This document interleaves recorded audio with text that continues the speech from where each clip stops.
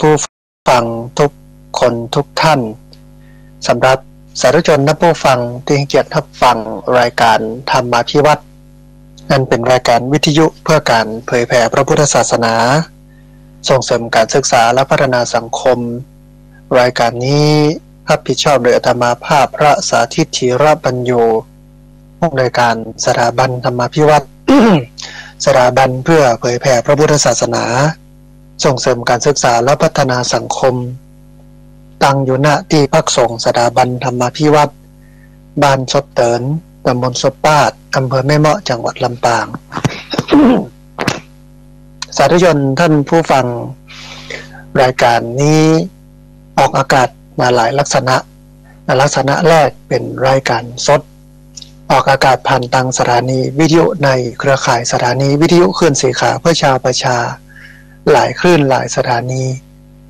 ลักษณะที่2เป็นการออกอากาศผ่านทาง Facebook Live ของวัดฝ่ายหินรวมไปจนถึงออกอากาศทางสถานีวิทยุของทางวัดฝ่ายหินตัวแต่มันนึ่งเป็นเทปบันทึกเสียงท่านผู้ฟังเราไปออกอากาศผ่านทางสถานีวิทยุเพื่อการศึกษาและพัฒนาอาชีพRadio Network FM 99.50 เมกะเฮิรตซ์ของวิทยาลัยเทคโนโลยีและการจัดการกฟผ.แม่เมาะออกอากาศทุกวันในช่วงเวลา 9 โมงจนถึง 11 โมงเมื่อเช้ารายการนี้มีอยู่2ช่วงทุกวันอังคารก็คือตี4ตี5ช่วงหนึ่งแล้วก็ตี5ไปจนถึง 7 โมงแห่งช่วงหนึ่งท่านผู้ฟังช่วงที่แล้วได้เอ่ยกันถึงเรื่องของการมาเยี่ยมเยียนให้กำลังอกกำลังใจกันของครูบาอาจารย์2รูปก็คือท่านพระอาจารย์ดร.พระมหาจัญญาสุทธิยาโนเจ้าอาวาสวัดพุทธปัญญาเมืองโปโลนารัฐแคลิฟอร์เนียประเทศสหรัฐอเมริกากับท่านอาจารย์ดร.พระมหาอัมพรชุตินทโรวัดสันขยอมอำเภอสันปะตองจังหวัดเชียงใหม่ได้เอ่ยกันถึงเรื่องของการพัฒนามนุษย์โดยเฉพาะสามเณรซึ่งเป็นบุคลากรของพระพุทธศาสนาเพื่อท่านผู้ฟังทั้งหลายได้ฟังกันแล้วก็ในช่วงนี้เป็นช่วงที่2ของรายการหลายขึ้น หลายสถานีเปิ้นบ่ได้รับช่วงแรกออกอากาศเฉพาะช่วงนี้หลายขึ้นหลายสถานีอาจจะถึงเฉพาะ 6 โมงแม่เจ้าหลายขึ้นหลายสถานีอาจจะไปจนถึง 7 โมงแม่เจ้าอันนี้แล้วแต่ความสะดวกของแต่ละขึ้นแต่ละสถานีในช่วงที่2นี้ท่านผู้ฟังก็จะขอเอ่ยกันถึงเรื่องของสิ่งที่เกิดขึ้นณวันนี้ก็คือการแพร่ระบาดของโรคโควิด -19 หรือว่าโควิด -19 เนี่ยให้ท่านผู้ฟังทั้งหลายได้ฟังกันอันที่จริงเรื่องเหล่านี้เนี่ยมันเกิดจากพฤติกรรมของมนุษย์ในเรื่องของการแพร่ระบาดเนาะเกิดจากพฤติกรรมของมนุษย์ถ้าเรารู้จักป้องกันตัวเก่ามันก็จะบ่เกิดขึ้นแต่ปัญหาก็คือคนมักจะคิดว่าเฮาบ่เป็นกะ เฮาอยู่ไกลนะมันเกิดกรุงเทพฯบ่โลอย่ามันเกี่ยวกับเฮากะด้วยความประมาทเลินเล่ออย่างนี้เนี่ยมันก็ทำให้ไวรัสนี้มันแพร่กระจายมาสู่ตัวเฮาอันพอกอยจากการแถลงข่าวของรัฐบาลในแต่ละวันเนี่ยมันก็น่าเป็นห่วงก็คือแต่ว่ามันซื้อนี้ประมาณ80คนตกมาแต่ว่าเพิ่มเป็น100 กว่าคนที่ติดคือค้นหาปะคนนี้ติดเพิ่มขึ้นจากหลัก10ตอนนี้เป็นหลักร้อยวันนี้บอกว่าจะเท่าใดที่มันจะแพร่ระบาดขยายกระจายออกไปแล้วก็ดูเหมือนว่ามันจะใกล้ตัวเรามาเรื่อยๆนะฮะที่จริงเรื่องนี้นั่นเป็นเรื่องที่จะต้องมาเรียนรู้แล้วก็ ดูจากกระบวนการที่เปิ้นทำกันอยู่เนี่ยอาตมาก็เติงหางานวัดงานวาต่างๆแม้แต่การกินการทานของเขาก็บ่มีความเป็นระเบียบบ่มีอนามัยอยู่ในตัวเขาทั้งนั้นนี้พระพุทธเจ้าเนี่ยพระองค์เป็นคนที่เล็งเห็นเรื่องโมนี้แล้วก็จัดระบบระเบียบการกินการทานพอสมควรเวลานั่งจัดเป็นแถวเป็นแนววางรองเท้าที่จริงเนี่ยมันดีมันงามอย่างนั้นก็ได้แต่พอเฮามาเนี่ยกันทำกันบ่ว่าจะเป็นวันพระวันศีลวันสำคัญมันดูเหมือนความวุ่นวายมันเกิดขึ้นในวิหารบ่เป็นเป็นอย่างบ่เป็นแถวเป็นแนวไผแค่นั่งที่ไหนก็นั่ง รจะยากอย่างใดก็ทำเกิดจะทอดอย่างใดก็เป็นระวุ่นระวายไปหมดทั้งบุบังแต่ถ้าจัดถ้าเรียงเพื่อดีเนี่ยมันก็จะงามไปอย่างหนึ่งแล้วมันเป็นการฝึกให้เราเป็นคนที่มีระเบียบวินัยฝึกให้เราเป็นคนที่มีความรับผิดชอบแต่ด้วยความที่เราบ่มีวินัยด้วยความที่เราบ่มีความรับผิดชอบอย่างเงี้ยโรคนี้มันก็เลยแพร่ระบาดนะกระจายออกไปสู่ผู้คนทั้งหลายมีนักวิชาการทางด้านพุทธศาสนาครูบาอาจารย์หลายรูปเพิ่งกับเป็นตลกว่าก็เฮาสอนแต่เรื่องธรรมเฮาบ่สอนเรื่องวินัย โยมก็เลยโหธรรมะแต่เป็นคนที่ไม่มีวินัยทั้งที่สองอย่างนี้มันต้องไปด้วยกันนะธรรมะวินัยหรอพุทธศาสนาเนี่ยชื่อว่าพุทธศาสนา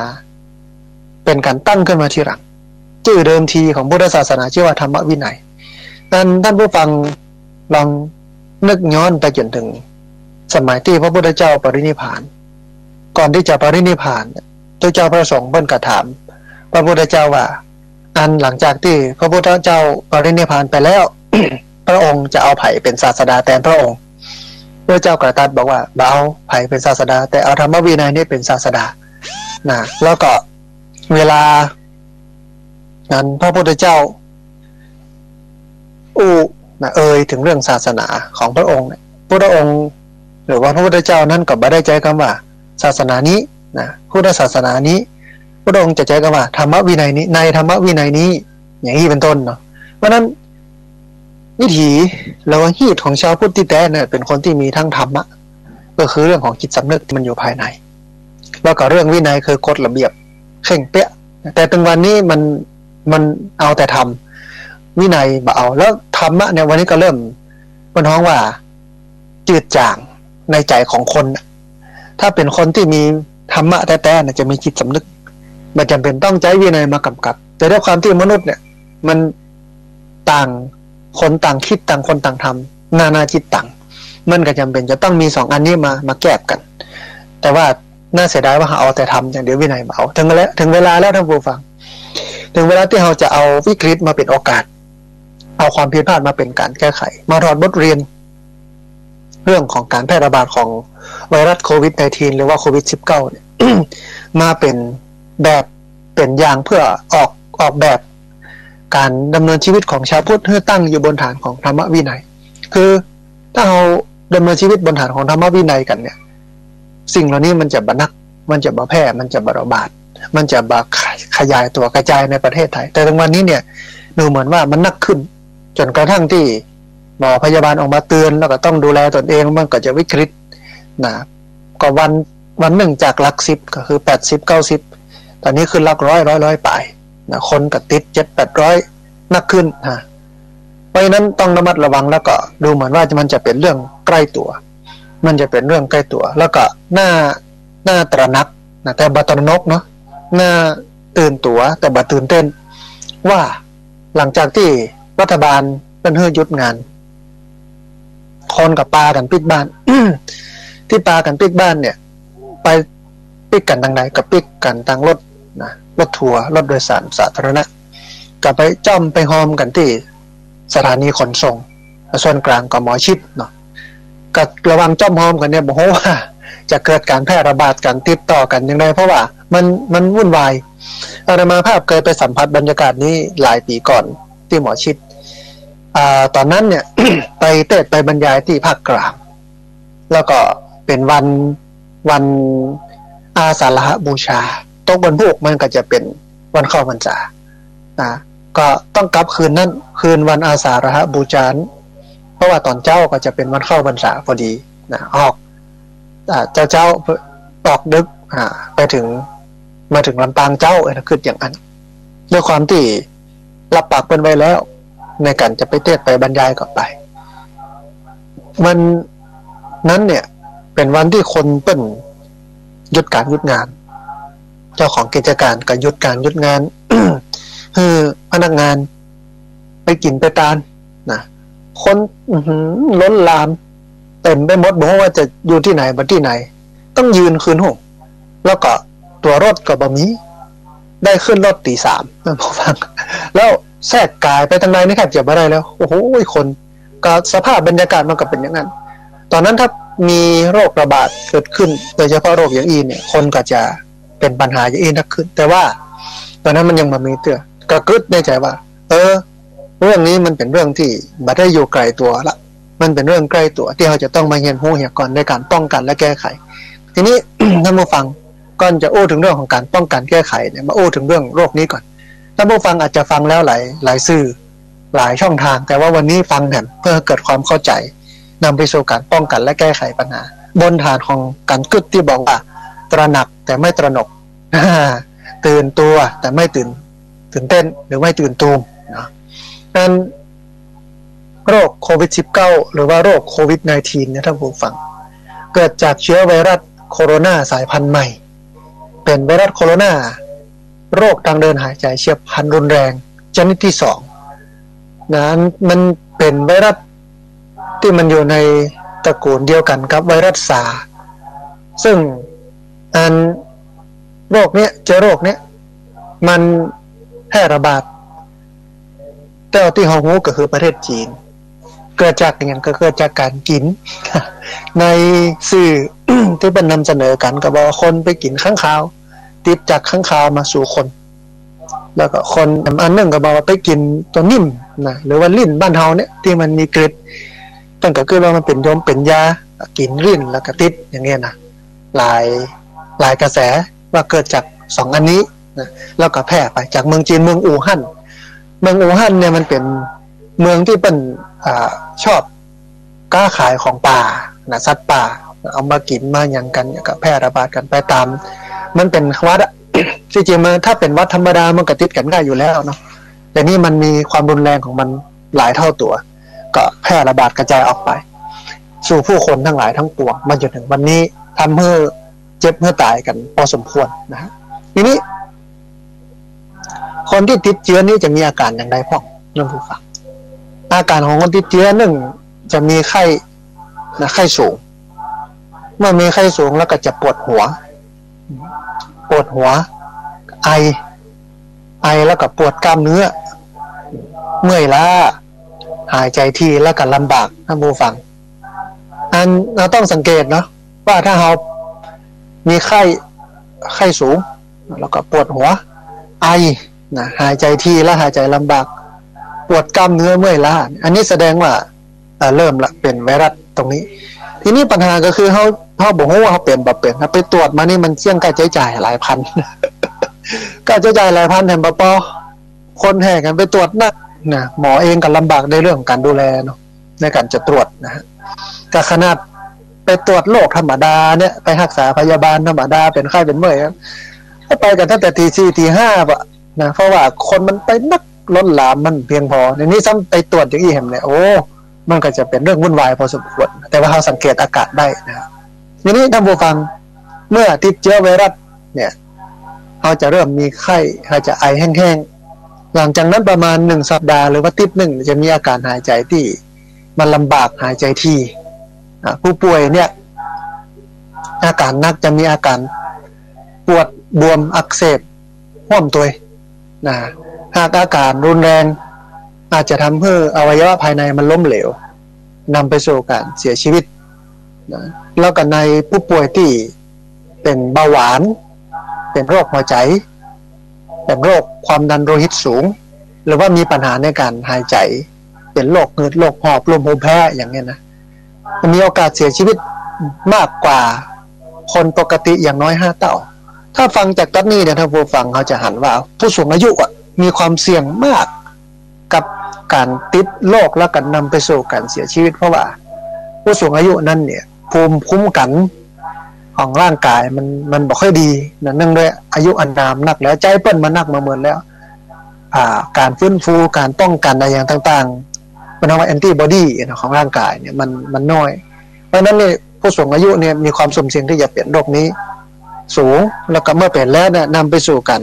เสียชีวิตเนี่ยก็มีอยู่สูงนะฮะทีนี้ท่านผู้ฟัง บ้านบอกว่าโรคนี้ยิ่งหูเร็วยิ่งลดการแพร่เชื้อบ้านบอกว่าหลังจากกลับจากการเดินทางไปต่างประเทศกลุ่มเสี่ยงพื้นที่ระบาดพื้นที่เสี่ยงหรือว่าสงสัยติดเชื้อถ้าเริ่มมีอาการภายใน14 วัน ซึ่งเป็นระยะฟักตัวเนี่ยก็จำเป็นจะต้องดูแลตัวเองเป็นอย่างมากไม่ว่าจะเป็นการสวมหน้ากากอนามัยเพื่อบ่ให้การจามการไอของเขาเนี่ยมันสะเด็นไปหาคนอื่นหรือคนอื่นเวลาเปิ้นหรือว่าคนอื่นเปิ้นจามเปิ้นไอแล้วเปิ้นใส่เนี่ยหรือเฮาเปิ้นบ่ใส่เฮาใส่เนี่ยเวลามันสะเด็นปุ้งมาใส่เฮาเนี่ยมันจะป้องกันได้นะมันล้างมือด้วยน้ำยาล้างมือด้วยแอลกอฮอล์เจลแอลกอฮอล์อย่างนี้เป็นต้นป้องกันการแพร่เชื้อรีบไปหาแพทย์นะแล้ววันนี้เนี่ย มันไม่ใช่แค่คนที่ไปต่างประเทศมาเท่าอัน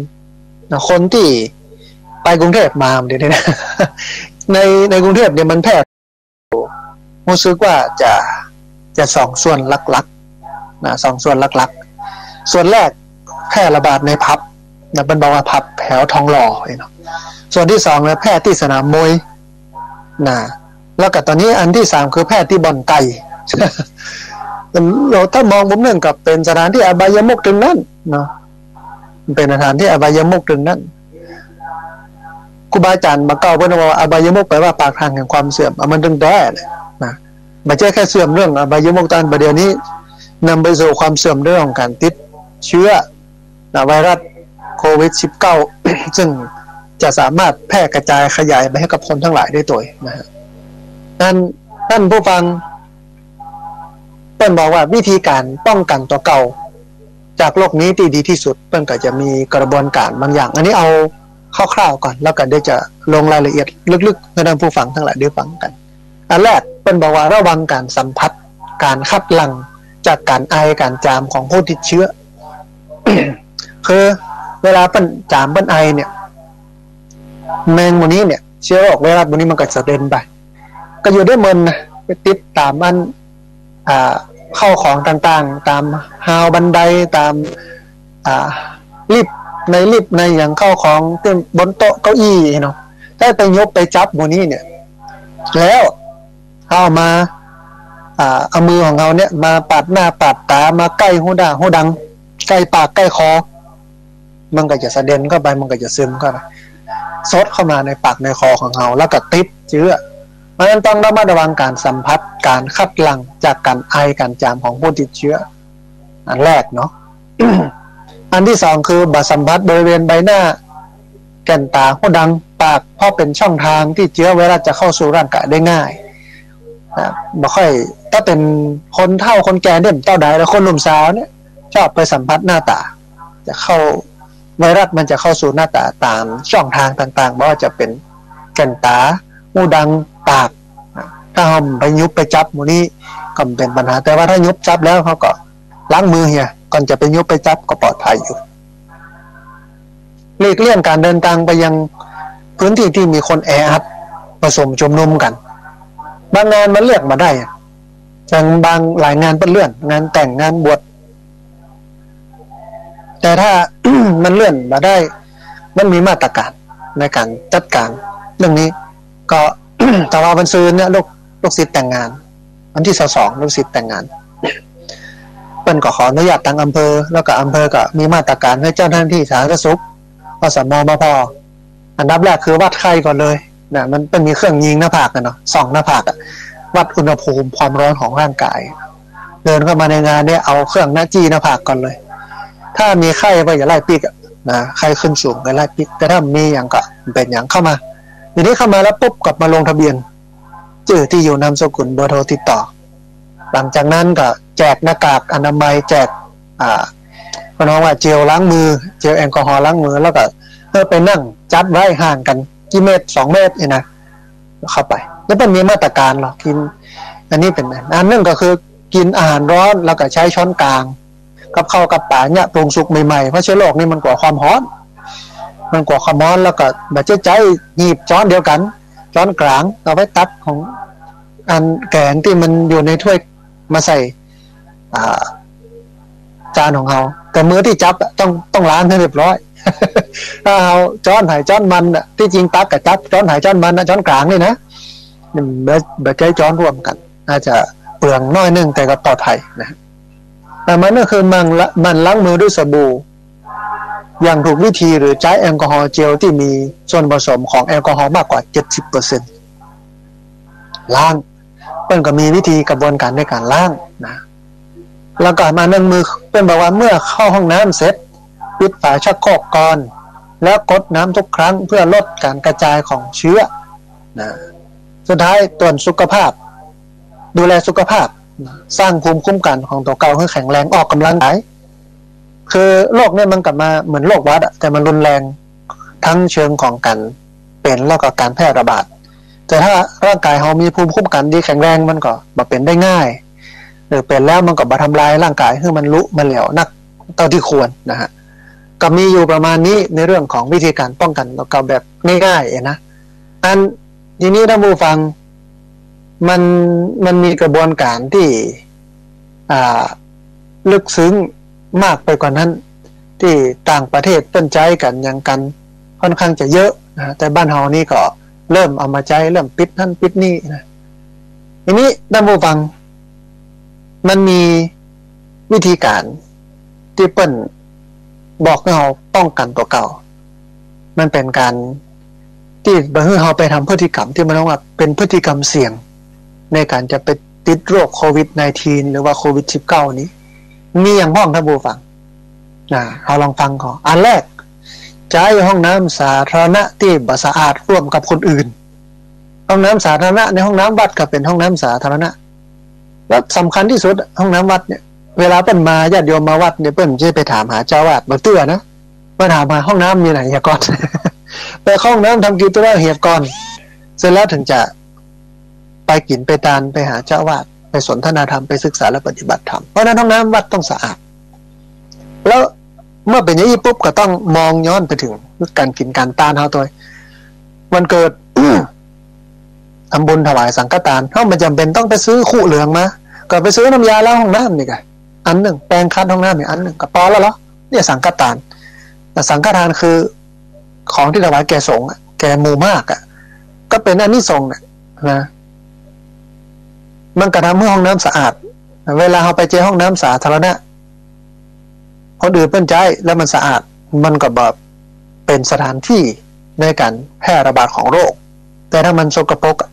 มันก็จะเป็นสถานที่บ่มเพาะเชื้อโรคแล้วก็แพร่ระบาดของเชื้อโรคเพราะฉะนั้นใช้ห้องน้ำสาธารณะที่บ่สะอาดร่วมกับคนอื่นมันก็เสี่ยงแต่ทีนี้เวลาห้องน้ำสาธารณะที่มันสะอาดมันก็ปลอดภัยโดยแต่ว่าถ้าเป็นห้องน้ำสาธารณะอื่นๆของรัฐของเอกชนเขาก็ต้องไปกำกับเจ้าของห้องน้ำเหล่านั้นแต่ถ้าเป็นในวัดในโรงเรียนมันเป็นเรื่องของเขาที่จะต้องเข้าไปดูแลคัดล้างโดยเฉพาะในวัดนะอาตมาภาพนิ่มได้ต้องเน้นย้ำเพื่อขยมล้างสะอาดนะห้องน้ำมีอยู่11ห้องกันนะ ในวัดแต่ใจเยอะแล้วก็ต้องสะอาดสะอ้านประจำมีกระดาษเช็ดชู่มีอย่างต่อมีอย่างใส่เข้าไปในหั่นนะมันไม่ต้องหรูหราอลังการแต่ขอให้มันสะอาดก็พอเพราะว่าการแจ้ห้องน้ำสาธารณะที่มันบ่สะอาดร่วมกันกับคนอื่นเนี้ยมันก็เป็นพฤติกรรมเสี่ยงในการจะติดโรคโควิด -19 อย่างหนึ่งแต่มาหนึ่งก็คือการยืนอู้กับเพื่อนบ้านหรือว่าคนที่เปิ้นเดินทางกลับมาจากต่างประเทศหรือว่าพื้นที่เสี่ยงอย่างตอนนี้พื้นที่เสี่ยงก็คือกรุงเทพคนที่ลุกกรุงเทพมาเนี่ยก็เป็นคนที่มีความเสี่ยงต่อการติดโรคโควิด -19 เพราะนั้นเวลาอู้เอ่ยกันเนี่ยจะไปอยู่ใกล้กันลำไปนะให้อยู่ห่างๆยืนอยู่ห่างๆไม่ใกล้เกินไปบ่ไปสัมผัสจับต้องแล้วก็อยู่ห่างๆถึงจะอู้กันถึงจะอยู่ห่างแล้วก็จำเป็นจะต้องสวมหน้ากากอนามัยหรือแมสปิดไว้มาให้แพร่กระจายขยายไปต้นหันอันนี้เป็นการพฤติกรรมที่มันเสี่ยงถ้าที่ดูที่พ่อเนี่ย ข้อนี้เนี่ยถ้าคนบอกกินเหล้านี่มันก็ทำได้แต่ถ้ามันกินเหล้านี่นะมันต้องบอกฟังไผ่มันยืนใกล้ๆกับจะไปซิโนซิเนเพราะคนขี้เหล้านี่ชอบซิโนซิเน เข้าไปสุ่นไปหวันนะอย่าทำมาภาพเนี่ยไปงานศพงานสร้างงานเคลื่อนบ้านใหม่แต่งงานนะเวลาเพิ่นมีการกินนะแต่หมู่นี้มันจะเกิดความศรัทธาขึ้นมาฉับพลันนะอันตุเจ้านะขี้เหล้าอันหมู่นี้นะแต่ตุเจ้าเตียวเข้ามาตุเจ้าเดินลงออกบ้านเนี่ยเข้ามาใกล้มากอดมาซิโนซิเนกำยกแขนกำมือนะก็ตอนที่มันเมาบ่เคยหันหน้ามันสักเตื้อเข้าว่า แต่บอกกองกินเหล้าเมาแล้วปุ๊บเกิดความศรัทธาในศาสนาขึ้นมาฉับพลัน มายกตีนยกมือยกแข้งยกขามาปฏิสัมพันธ์ในความรู้จักเกิดความศรัทธาหรอเริ่มใส่แล้วเล่าขึ้นหน้าแต่ถ้าคนนั้นที่เล่านั้นเป็นโควิด-19เนี่ยทุกเจ้าก็ติดไปตัวเพราะฉะนั้นต้องห่างนะในการยืนคุยในการสัมผัสนะฮะพฤติกรรมเสี่ยงอย่างที่สองที่มันเสี่ยงต่อการติดโรคโควิด-19ก็คือการยืนอู้กับเพื่อนบ้านที่เดินทางกลับมาจากต่างประเทศนะหรือพื้นที่ที่มันเสี่ยงนะอันที่สามท่านผู้ฟังก็คือใช้ช้อนกลางร่วมกับคนอื่นใช้ช้อนกลางร่วมกับคนอื่นถึงแม้ว่าเราจะกินร้อนและช้อนกลางเนี่ยช้อนกลางมันกับมือเป็นไปยุบนี้ มือเป็นยุบที่จริงจะง่ายๆคือกินเหมือนสมัยพุทธกาลกินไปกินมันนะสมัยพุทธกาลเนี่ยเราลองคิดพอว่าเวลาเศรษฐีคหบดีอย่างอนาถปิณฑิกะเศรษฐี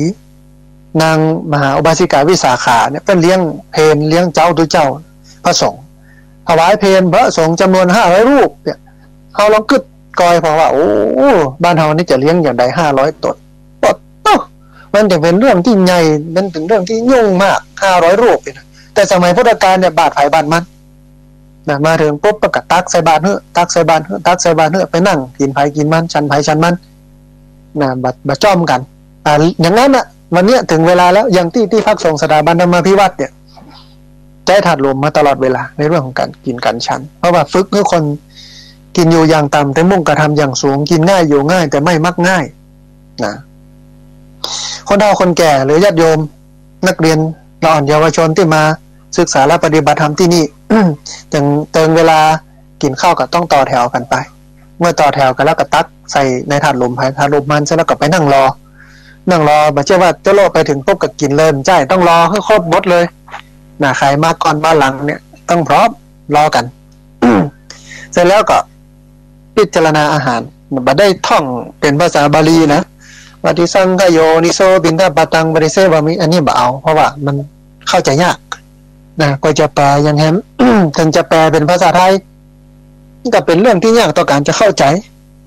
หลายคนบอกโหเรื่องก็เอาละบ่ต้องแปลต้องเปิดละบ่ต้องเอาอีละเอาง่ายๆเลยนะประนมมือกินอยู่อย่างต่ำแต่มุ่งกระทำอย่างสูงกินง่ายอยู่ง่ายแต่ไม่มักง่าย3 รอบพอ เสร็จแล้วก็กินอันนี้ก็ปลอดภัยเสร็จแล้วก็ล้างไผ่ล้างมัน ล้างไผ่ล้างมัน เพราะฉะนั้น อย่างที่ดีกรณีนี้ก็คือว่ามากินข้าวด้วยกันละถึงจะกินด้วยกันนั่งด้วยกันก็นั่งห่าง2 เมตร ถ้วยไผ่ถ้วยมันเป็นเพราะว่าข้าวราดแกงอาหารจานเดียวจบนะอันนี้ปลอดภัยนะก็มันก็อาจจะลำบากในช่วงนี้แต่ต้องทำ ถ้าบ่ทำนี่ก็นำไปสู่การติดโรคนะอันที่ 4 มันบอกจ่ายห้องพักของโรงแรมต่อจากนักท่องเที่ยวถ้าไปพักที่โรงแรมหรือที่ไหนที่มีคนมานอนก่อนหน้าเฮาเนี่ยถึงแม้เปิ้นจะไปทำความสะอาดปัดกวาดเช็ดถูอย่างแล้วเนี่ยมันก็สุ่มเสี่ยงต่อการจะติดโรคนี้นะฮะเพราะนั้น มาเดินทางบัดไปนอนที่ไหนเป็นดีที่สุดงดสัมมนางดประชุมงดท่องเที่ยวมาแห่งปีนึงสักปีนึงมันก็เป็นนะเอาชีวิตรอดไว้ก่อนครับนะอันหนึ่งคือร่วมงานสังสรรค์หรือว่าร่วมประชุมที่มีคนจำนวนมากๆอันนี้ก็เป็นการซุ่มเสี่ยงเนาะคนมาปะกันมาจอมกันมาห้อมกันมาโหภัยเป็นภัยยังได้เนี่ยเอามาเอามาเตือนกันเนี่ยมันก็จะเกิดการติดโรคโควิด-19 นี่ขึ้นหรือว่าโควิด-19 นี่ขึ้นตอนนี้ก็มีการยกเลิกการบวชสามเณรภาคฤดูร้อนซึ่งเสี่ยงมากเสี่ยงตั้งแต่ตอนบวชนะโดยเฉพาะบวชบ้านเฮาซึ่งบวชเลอะเทอะมีแห่มีแหนแตนแต่มีแห่ลูกแก้วมีอย่างวุ่นวายหลายเรื่องวัดไปแถวกินเหล้าเมายาพวกจ้อมหอมกันอย่างกันจำได้ว่าที่เกาหลีที่คนไทยในเกาหลีที่กลับมาจากประเทศเกาหลีที่ไปทำงานที่เกาหลีแล้วกลับมาบ้านเฮาแล้วก็ติดโรคนี้เนี่ยเพิ่นก็บอกว่าก็กินเหล้าด้วยกันเนี่ยซุมเหล้าด้วยกันเนี่ยแล้วก็ใจแก้วเดียวกันเวียนกันไปอ่ะค่ะแก้วเป็กเป็นนั่นนะปิ๊บเบอร์นะเหมือนกันกับงานอย่างเงี้ยหากฤดูร้อนหลายที่เป็นจัดดีก็ดีหลายที่มันก็บ่ค่อยดีเท่าใดมันก็เสี่ยงต่อการติดโรคประชุมอบรมแม้แต่ตอนนี้เห็นครูบาอาจารย์หลายรูปก็งดหรือว่าเลื่อนงานปล่อยหลวงงานฉลองโน่นนี่นั่นเพราะมันเสี่ยงอันต่างการต่างรัฐเปิ้นก็ขอความร่วมมืออย่างมาก แต่ถ้าคนนักเกิน50 คนอย่างขึ้นไปเนี่ยมันก็ไม่น่าจัดมันก็เสี่ยงต่อการจะเกิดโรคนี้ก็เห็นประดอกข่าวกันลงทรงเจ้าป่อเจ้าแม่ลงผีต่างๆ กำลังลงกันม่วนๆจะทรงกันกำลังเต้นกันวุ่นวายกันเพื่อนท่านนะเจ้าหน้าที่ก็ไปยุดขอเฮือยังล่ะปิดบ้านไผ่บ้านมันเจ้าป่อบ่ได้ก็ยังกลัวกันเป็นโควิด-19บ่ได้ลงไปลงมาก็เกิดติดโควิด-19มาเจ้าป่อบ่ได้ก็ตายเหมือนกันนะฮะเพราะฉะนั้นการร่วมงานสังสรรค์หรือว่าร่วมการประชุมที่มีคนจำนวนมากเนี่ยมันก็สุ่มเสี่ยงต่อการจะติดโรคนี้เพิ่นก็เลยสั่งยุติหลายเรื่องหลายอย่างในโรงเรียนผู้สูงอายุ ของอนามาภาพผู้สูงอายุ80 คนก็ต้องเป็นอันเลิกกันไปสามเณรที่มาเรียนหนังสืออยู่ทางรัฐมนตรีว่าการกระทรวงศึกษาธิการเพิ่นก็มีคำสั่งปิดสถานศึกษาสามเณรก็เลยกลับวัดไผ่วัดมันเดี๋ยวนี้นะฮะก็เลยมีกิจกรรมปกติเดือนมีนาเนี่ยจะเรียนอยู่3ติดท่านผู้ฟังเรียนอยู่3ติด3สัปดาห์นะฮะมันเรียนซัมเมอร์ด้วยภาคฤดูร้อนด้วยเรียนเสริมด้วยนะก็ยกเลิกกันไปถึงแม้จะจัดประชุมชุมนุมก็จำเป็นจะต้องเนี่ยให้มันเป็นย่าง เช่นตรวจวัดไข้เหี่ยกรแจกหน้ากากอนามัยจัดนั่งห่างกันเจลล้างมือต้องเตรียมมือพร้อมถ้าบ้านนี้จะติดกันวุ่นวายอันนั้นก็คือใช้มือจับโต๊ะเก้าอี้จับ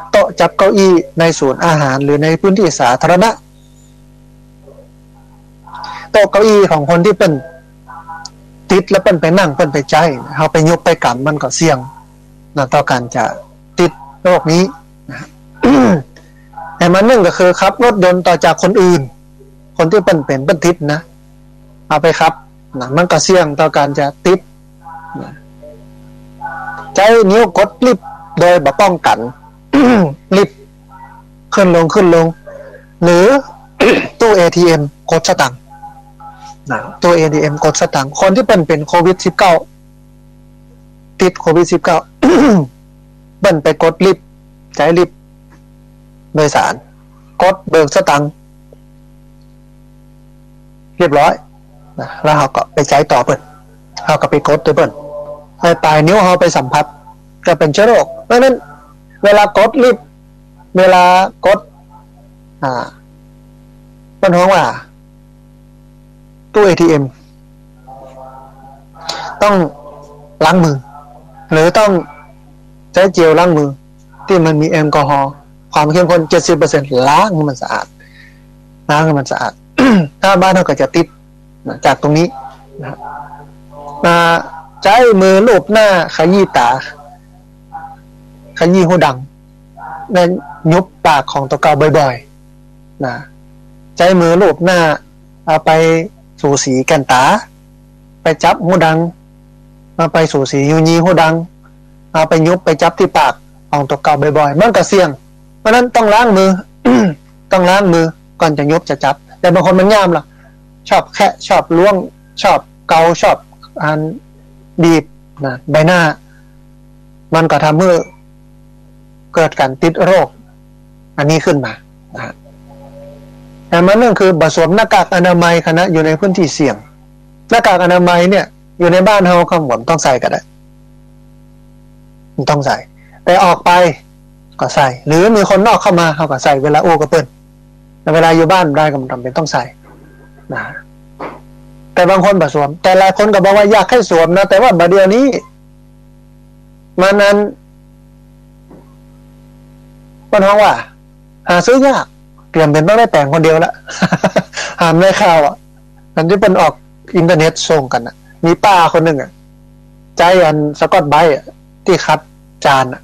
เอาอันหนังม้องข้าวจอกเนี่ยแล้วก็มัด แบบมีใจ ถ้าคนไหนที่เป็นแม่บ้านเนาะเก่งใจมันได้เรียนวิชาเย็บปักถักร้อยนี่นะวิชาศิลปะไทยเย็บปักถักร้อยการงานอาชีพนะถึงเวลาได้ฟื้นครูเอามาใจกันเนี่ยกันทำกันมีน้ำใจนะท่านผู้ฟังไม่ยะแค่เอาคนเดียวก็แจกเพื่อนบ้านแจกกันไปเกื้อกูลกันไปโดยเฉพาะหน้ากากอนามัยปัญหาซื้อยากนะแปลงเดี๋ยวนี้ราคาสูงมากนะฮะราคาสูงมากแต่ที่วัดนี้ก็ดีที่โยมเพิ่นเอามาตามส่วนหนึ่งวันนั้นโยมเอามาถวายเยอะมากก็เลยเอาไปถวายเพื่อวัดเจ้าคณะตำบลที่เพิ่นจะ จัดบวชสามเณรภาคฤดูร้อนแต่ว่าเห็นข่าวว่าแต่ว่านี้เป็นประกาศยกเลิกไปแล้วเห็นนะแต่ก็วัดเปิ่นมีพระเนรเยอะก็แจกคือพระเนรในวัดได้ใช้นะแต่ถ้าเป็นพฤติกรรมที่จะเสี่ยงต่อการจะติดโรคนี้ก็คือไม่สวมหน้ากากอนามัยขณะอยู่ในพื้นที่เสี่ยงแต่มานั่นก็คือทำงานร่วมกับชาวต่างชาติที่เดินทางมาจากประเทศเสี่ยงหรือคนไทยนะที่เดินทางมาจากประเทศเสี่ยงหรือพื้นที่เสี่ยงต้องคุกคีตีมงกับเปิ้ลนะเพราะฉะนั้นเปิ้ลเลยจำเป็นจะต้องนั้นเพื่อคนหมู่นี้ติดเดินทางมาจากพื้นที่เสี่ยงเนี่ยกักกันตัวเองอยู่ที่บ้าน14วันจะไปส่วนกับไผคนข้างบ้านก็จะไปส่วนกับเปิ้ล ให้อยู่ในบ้านนั่น มาออกไปไหนมาออกไปไหนแต่ว่าถ้าจะออกไปก็ต้องป้องกันตัวเองล้างมืออย่างต่างๆปิดอย่างต่างๆเนี้ยไปซื้อข้าวซื้อของซื้อครัวเนี่ยแต่มันนั่นคือใช้หมวกน็อกร่วมกับคนอื่นนี่ก็เสี่ยงเหมือนกันโดยเฉพาะคนที่ซ้อนมอเตอร์ไซค์รับจ้างที่เป็นใส่หมวกกันน็อกก็เสี่ยงต่อการจะติดโรคนี้เอาละถ้าจะไปก็ต้องมีหมวกของตัวเก่าคนเดียวมันจำเป็นต้องทำแล้วแต่ถ้ามาทำก็จะเสี่ยงต่อการติดโรคนี้นะโรคนี้เนี่ย เสี่ยงมากในการจะติดมันง่ายนะจับราวบันไดเลื่อนหรือราวสะพานลอยนะเวลาเทวไปนี่นะขึ้นสะพานลอย บันไดเลื่อนตามห้างสรรพสินค้าศูนย์ราชการก็เสี่ยงนะก็เสี่ยง ใช้ของใช้ส่วนตัวร่วมกับคนอื่นก็เสี่ยงจับมือหรือสัมผัสร่างกายของคนอื่นก็เสี่ยงทานตั้งประเทศฝรั่งเป็นเอาวัฒนธรรมไทยวัฒนธรรมอินเดียไปใช้เจอหน้ากันแทนที่จะยกมือเช็คแฮนด์ฮัลโหลเนาะกลับกลายเป็นยกมือไหว้กันเนี่ยบัดยกมือไหว้กันเนี่ยประเด็นนี้เป็นอย่างนั้นไปแล้วหันเขาทำกันนะก็ดีอ่ะนะก็ดีมันไม่ได้สัมผัสร่างกายมือไม่ได้มันยุบมาจับกันนั่นก็เสี่ยงต่อการจะติดโรคนี้นะอยู่ในสถานที่ที่ผู้คนพลุกพล่านคนวุ่นวายที่ไหนได้ปากันไปใกล้กันไปจ้อมไปหอมกันนั่นอย่างที่ว่าเนี่ย อันต้ารถสถานีขนส่งผู้โดยสารโอ้คนตึงรืดเอาแน่นกันแต่มันโม้จะภัยเป็นภัยก็เสี่ยงต้องกันจะติดโรคนี้นะอยู่ในสถานที่อัพหรืออากาศสถานที่หรือสถานที่แออัดนะมันอับชื้นแออัดอากาศมันบ่ถ่ายเทมันบ่โล่งบ่โปร่งก็เสี่ยงต่อการจะติดโรคนี้ทานอาหารดิบทานอาหารป่าเมื่อเดือนนี้ ไอ้ที่มักซ่ามักลาบก็ต้องงดละถ้าจะกินก็ต้องเอาไปคั่วเหี่ยมดเหี่ยเสี่ยงอาหารป่าของป่าเนาะ สัตว์ป่าก็จำเป็นต้องงดละอาหารดิบอาหารป่านะที่จริงอาหารดิบอาหารป่านี้ แค่จะต้องมางดเพื่อป้องกันโรคโควิด-19 แต่ต้องงดเพราะว่าหลายคนหลายท่านเนี่ยกินแล้วก็เกิดอันตรายถึงเสียชีวิตเป็นโรคหูดับเป็นเชื้อโรคโน่นนี่นั่นก็มีออกข่าวเยอะแยะมากมายโดยเฉพาะหมูป่าอย่างนี้นะแต่ถ้าจะทานเนี่ยจะกินเนี่ยต้องย่างให้มันสุกเนี่ยก่อน มันบอกว่าหากปะว่าตัวเก่ามีไข้ไอจามเจ็บคอเป็นหวัด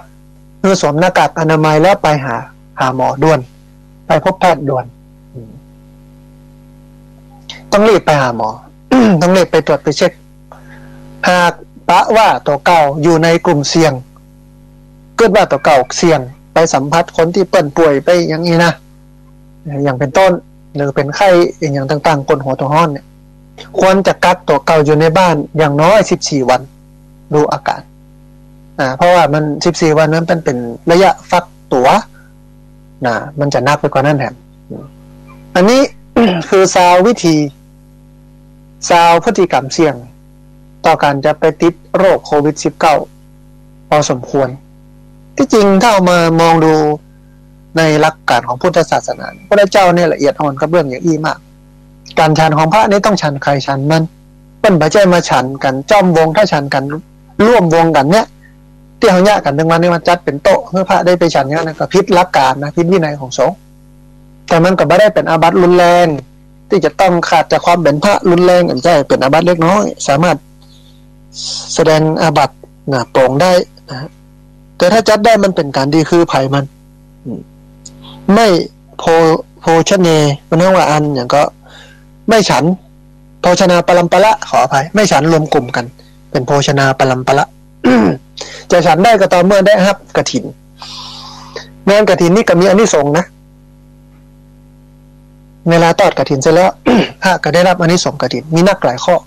หนึ่งในนั้นก็คือสามารถฉันพระทหารร่วมเป็นหมู่คณะได้เพราะว่าโภชนาปรัมปะละได้แต่ถ้ามองถึงเรื่องของการแพร่ระบาดพุทธศาสนาเป็นศาสนาที่ป้องกันเรื่องนี้ได้ดีพอสมควรนะตั้งแต่คัดกรองคนไปบวชก่อนจะบวชก็มีการถามกันคุดทังคันโทกิลโซโซโซเนี่ยเป็นขี้กากขี้เกลื่อนเป็นโรคอย่างที่มันเป็นโรคที่ตอดก็ปัญหาเป็นอย่างหรอเป็นโรคเงื่อนก่อนอย่างก็นะ พุทธังคันโทกิลโซโซโซเนี่ยมันถามเนี้ยคัดกรองเมื่อกองมาบวชเป็นพระเจ้าพระเนรปุ๊บ การดูแลผ้านุ่งผ้าห่มการซักการสีการจัดข้าวของเป็นระบบระเบียบตามธรรมวินัยการดูแลเนาะการตากสลีที่นอนกันยังไงนั้นโอ้ย่อยมากนี่คือกระบวนการในการป้องกันไม่แต่การกินก็กินของไผ่ของมันจะไปซุ่มกันกินก็ไม่ได้ถ้ามองว่าพระเจ้าเล็งเห็นก็คือสังคมสงฆ์เนี่ยมันเป็นคนหมู่มากแล้วมาจากหลายวันนะร้อยป่อปันแม่หมื่นสถานที่แสนวิธีเลี้ยงพระองค์ก็มีระบบการวางถ้าเอาแบบของพระสงฆ์ไปใช้ในชีวิตประจำวันเนี่ยส่วนหนึ่งนะในสถานการณ์แบบนี้เนี่ยมันก็สามารถลดความเสี่ยงต่อการจะไปติดโรคโควิด -19 ได้นั้นก็ที่ดูเนี่ยตรวจกับแปลงหลายตันบางคนก็บอก 4-7 ตันบาทค่ากล้าไปตรวจบาดาลนี่นะเป็นบ่เป็นนี่ว่ากันอย่างหนึ่งนะ เมื่อไปตรวจมาแล้วถ้าสมมติเป็นกล้ารักษายังไม่4-5 หมื่นหายแล้วก็ยังมีผลกระทบต่อร่างกายเพราะว่าโรคนี้ มันไปกัดกินคนในโดยเฉพาะปอดไปครบปอดของเขาถึงจะหายแล้วแต่กับปอดมันบ่สมบูรณ์ปอดมันถูกทำลายมันไปกินคนในของเขาเหมือนปอบเลยนะอันนี้อันหนึ่งท่านผู้ฟังเพราะฉะนั้นเพื่อบ่ให้เขาเป็นแล้วก็บ่เกิดความตระหนกตกใจบ่เกิดการตื่นตูมล้ำไปเนี่ยเราก็ต้องเรียนรู้แล้วก็ช่วยกันป้องกันอย่างอาตมาภาพนี่เสี่ยงมากเพราะว่าจัดโยมเดินทางมาหาหมอจัดกี่คณะหมอจัดเป็นไหนที่ไหนต่างใดมาก็เลยเอาละเตรียมเจลล้างมือไว้ตรงที่รับแขกกันแล้วก็มีภาพปิดหูดังแม่ปิดเนี่ยปกติแบบเป็นคนที่แบบชอบใส่เพราะมันอึดอัดหายใจบ่ค่อยออกเพราะเป็นโรคภูมิแพ้อยู่มาได้กันยังหายใจบ่ค่อยออกอยู่แล้วถ้าไปอึดเป็นแถมเนี่ยซ้ำให้เนาะแต่จะอึดจะปิดได้เนี่ยก็ต่อเมื่อเจอคนหมู่มากหรือว่าคนที่เสี่ยงมานั่งไก่กันน้อยเวลาตาขันเข้าเลยนะมันก็จะได้ใส่บาปเนาะมันก็จะได้ปลอดภัยจากโรคนี้นะแล้วทีนี้ พระเจ้าพระสงฆ์เองก็ตื่นตัวตั้งคณะสงฆ์ปกครองบ้านก็เกื้อกูลญาติโยมหลายเรื่องไม่ว่าจะเป็นเรื่องของการบริจาคสตางค์เริ่มจากสมเด็จพระสังฆราชก่อนพระองค์ก็บริจาคสตางค์เพื่อไปซื้อหน้ากากอนามัยมาแจกตัวเจ้าพระเนรหลายวัดหลายวานี่ ทำเองได้เลยตัวเจ้าพระเนรเยอะกับมาตัดมาเอาผ้ามาตัดมาเย็บมาย้อมอย่างต่างๆเนี่ยเสร็จแล้วก็แจกญาติโยมเพื่อไปได้ใจหลายวัดหลายวาเพิ่นก็มาสามารถที่จะ ทำเองได้กับความปัจจัยเอาไปซื้อแจกตัวเจ้าพระเนรและกับญาติโยมรวมไปจนถึงใกล้จะถึงเนี่ยวันที่25เนี่ยเนาะมันผูกเนี่ยนะเพิ่นก็จะมีพิธีสวดรัตนสูตรนะน่าจะเป็นแม่แรงนะตอนเย็นๆถ่ายทอดสด เอาก็อยู่บ้านมันต้องไปที่วัดสวดไผ่สวดมันเปิดทีวีพอเอาหรือเปิดมือถือเป็นไลฟ์สดหรอก็มีเปิดเข้าไปในเว็บไซต์ครับ สวดไผ่สวดมันบ้านไหนบ้านมันต้องไปวัดถ้าไปวัดก็จะไปติดกันนะแต่ที่สวดนี้เนี่ยมันไม่ได้สวดเพื่อทำขจัดโรคบริสวดแล้วให้มันวิเศษวิโสให้โรคมันหายไปแบบเป็นเลยชำระสะสางมันไม่ใช่อย่างนั้นนะ แต่มันเป็นเรื่องของการทำให้จิตใจเข้มแข็งทำให้มีกำลังใจทำให้เกิดสติขึ้นมาจิตใจที่มันวุ่นวายมันสับสนมันตุกฮ้อนมันเป็นปัญหามันตื่นตระหนกนะเมื่อเราสวดมนต์แล้วมันก็ทำให้เราสงบจิตสงบใจ จิตใจสุขสงบขึ้นมีปัญญาขึ้นดีกว่าตกอกตกใจแล้วไปกินเหล้าเมายาตกอกตกใจนั่งสมาธิสวดมนต์มันก็ไม่ได้เสียหายอย่างแต่ต้องเข้าใจตัวกันก่อนว่าการสวดมนต์นี้มันไม่ได้เป็นการปัดเป่าแต่เพิ่งกระจายกับใจกำพิษใจกำพิษต้องโต้รัฐบาลใจกำพิษ หลายคนก็บอกว่าสวดเพื่อขับไล่สวดเพื่อขับไล่มันจะไปไล่กันใช่ไหมครับฟัง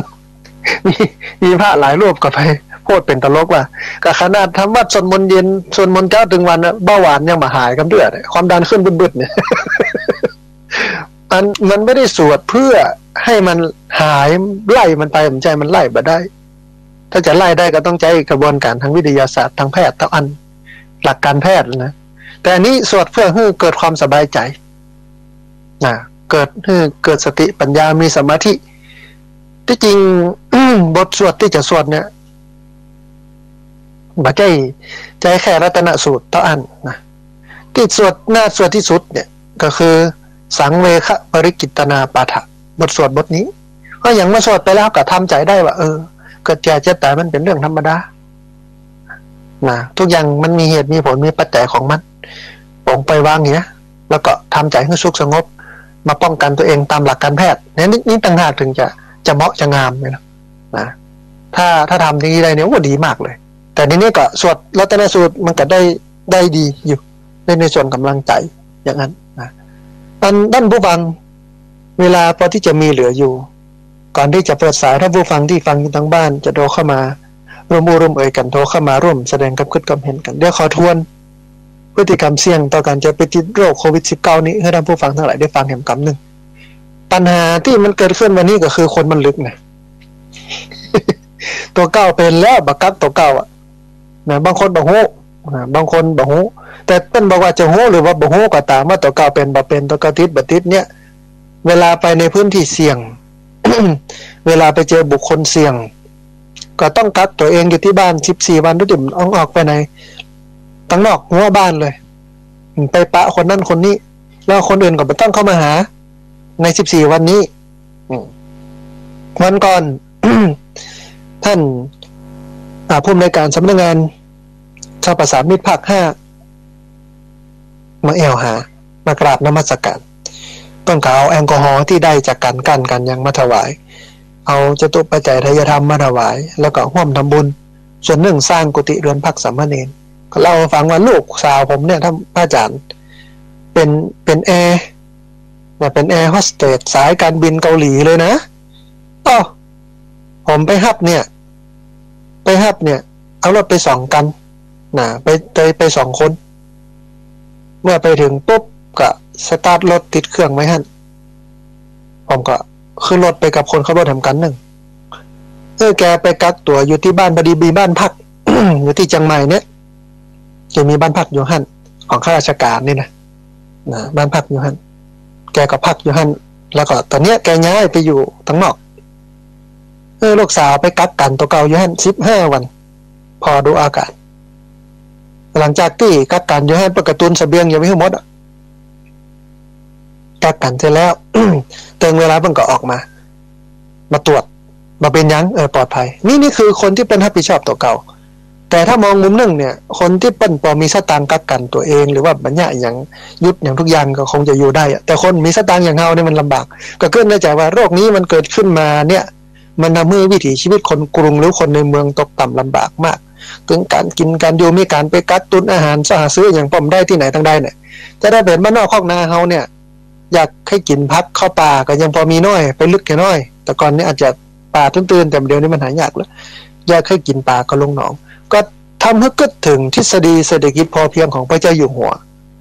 เรื่องนี้นะเมื่อเกิดภัยพิบัติเกิดโรคระบาดอย่างเนี่ยเกิดทุกพิกภัยเขายากหมักแพงเรื่องนี้เป็นคำว่าทุกพิกภัยนะภาษาบาลีสมัยก่อนสมัยเฮียนบาลีเนี่ยแปลบาลีเนี่ยเกิดโรคระบาดเกิดภัยพิบัติเป็นคำว่าทุกพิกภัยของกินของใจมันหายากมาก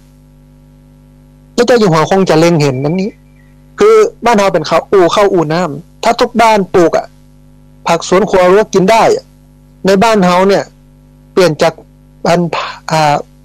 ไม้ประดับขออภัยถ้าบอกฟังให้มันเป็นไม้ประแดด ก็คือมันกินได้เนี่ยมันจะทำให้เราอยู่ในที่บ้านเราโดยที่ไปไหนแล้วมีชีวิตรอดมีของกินพอใจอยู่พอสมควรแต่ที่จะปลูกอันว่านเศรษฐีมหาเศรษฐีโคตละอภิมหาเศรษฐีก็มาปลูกกะหล่ำปลูกผักกาดปลูกกล้วยตึกกะลาก็เอากล้วยนำเอาหยวกนำมาแกงอย่างดีเนี่ยปลูกอย่างที่มันกินได้ปลูกพริกปลูกมะเขือฮอดน้ำเหมือนกันเนี่ยเปลืองน้ำเหมือนกันเนี่ยนะแทนที่จะเป็นว่านเศรษฐีถ้าเมื่อรวยขึ้นก็จนลงเพราะอย่างน้ำประปาไหลลิดนะมาดเลื่อนบึดเสียงสตังค์หนัก เพราะฉะนั้นเปลี่ยนมาปลูกมันนี้ไม่ได้กิน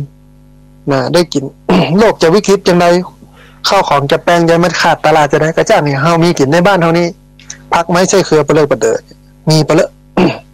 มันยากได้หลายคนก็บอกว่าบ้านอยู่ในเมืองมันมีพื้นที่เพราะประเดี๋ยวนี้เป็นปลูกในกระถางท่านผู้ฟัง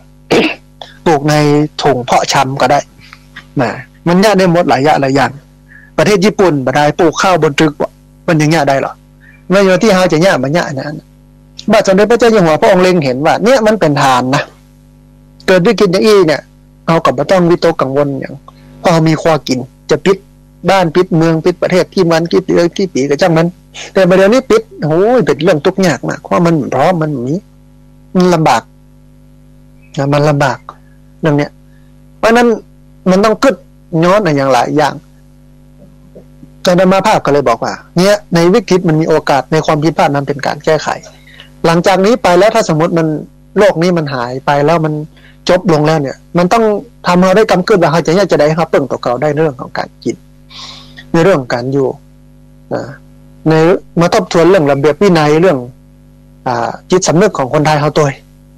เรื่องพวกนี้จะต้องรณรงค์ทำกันให้มันเป็นกิจลักษณะเอาเริ่มจากในวัดก่อน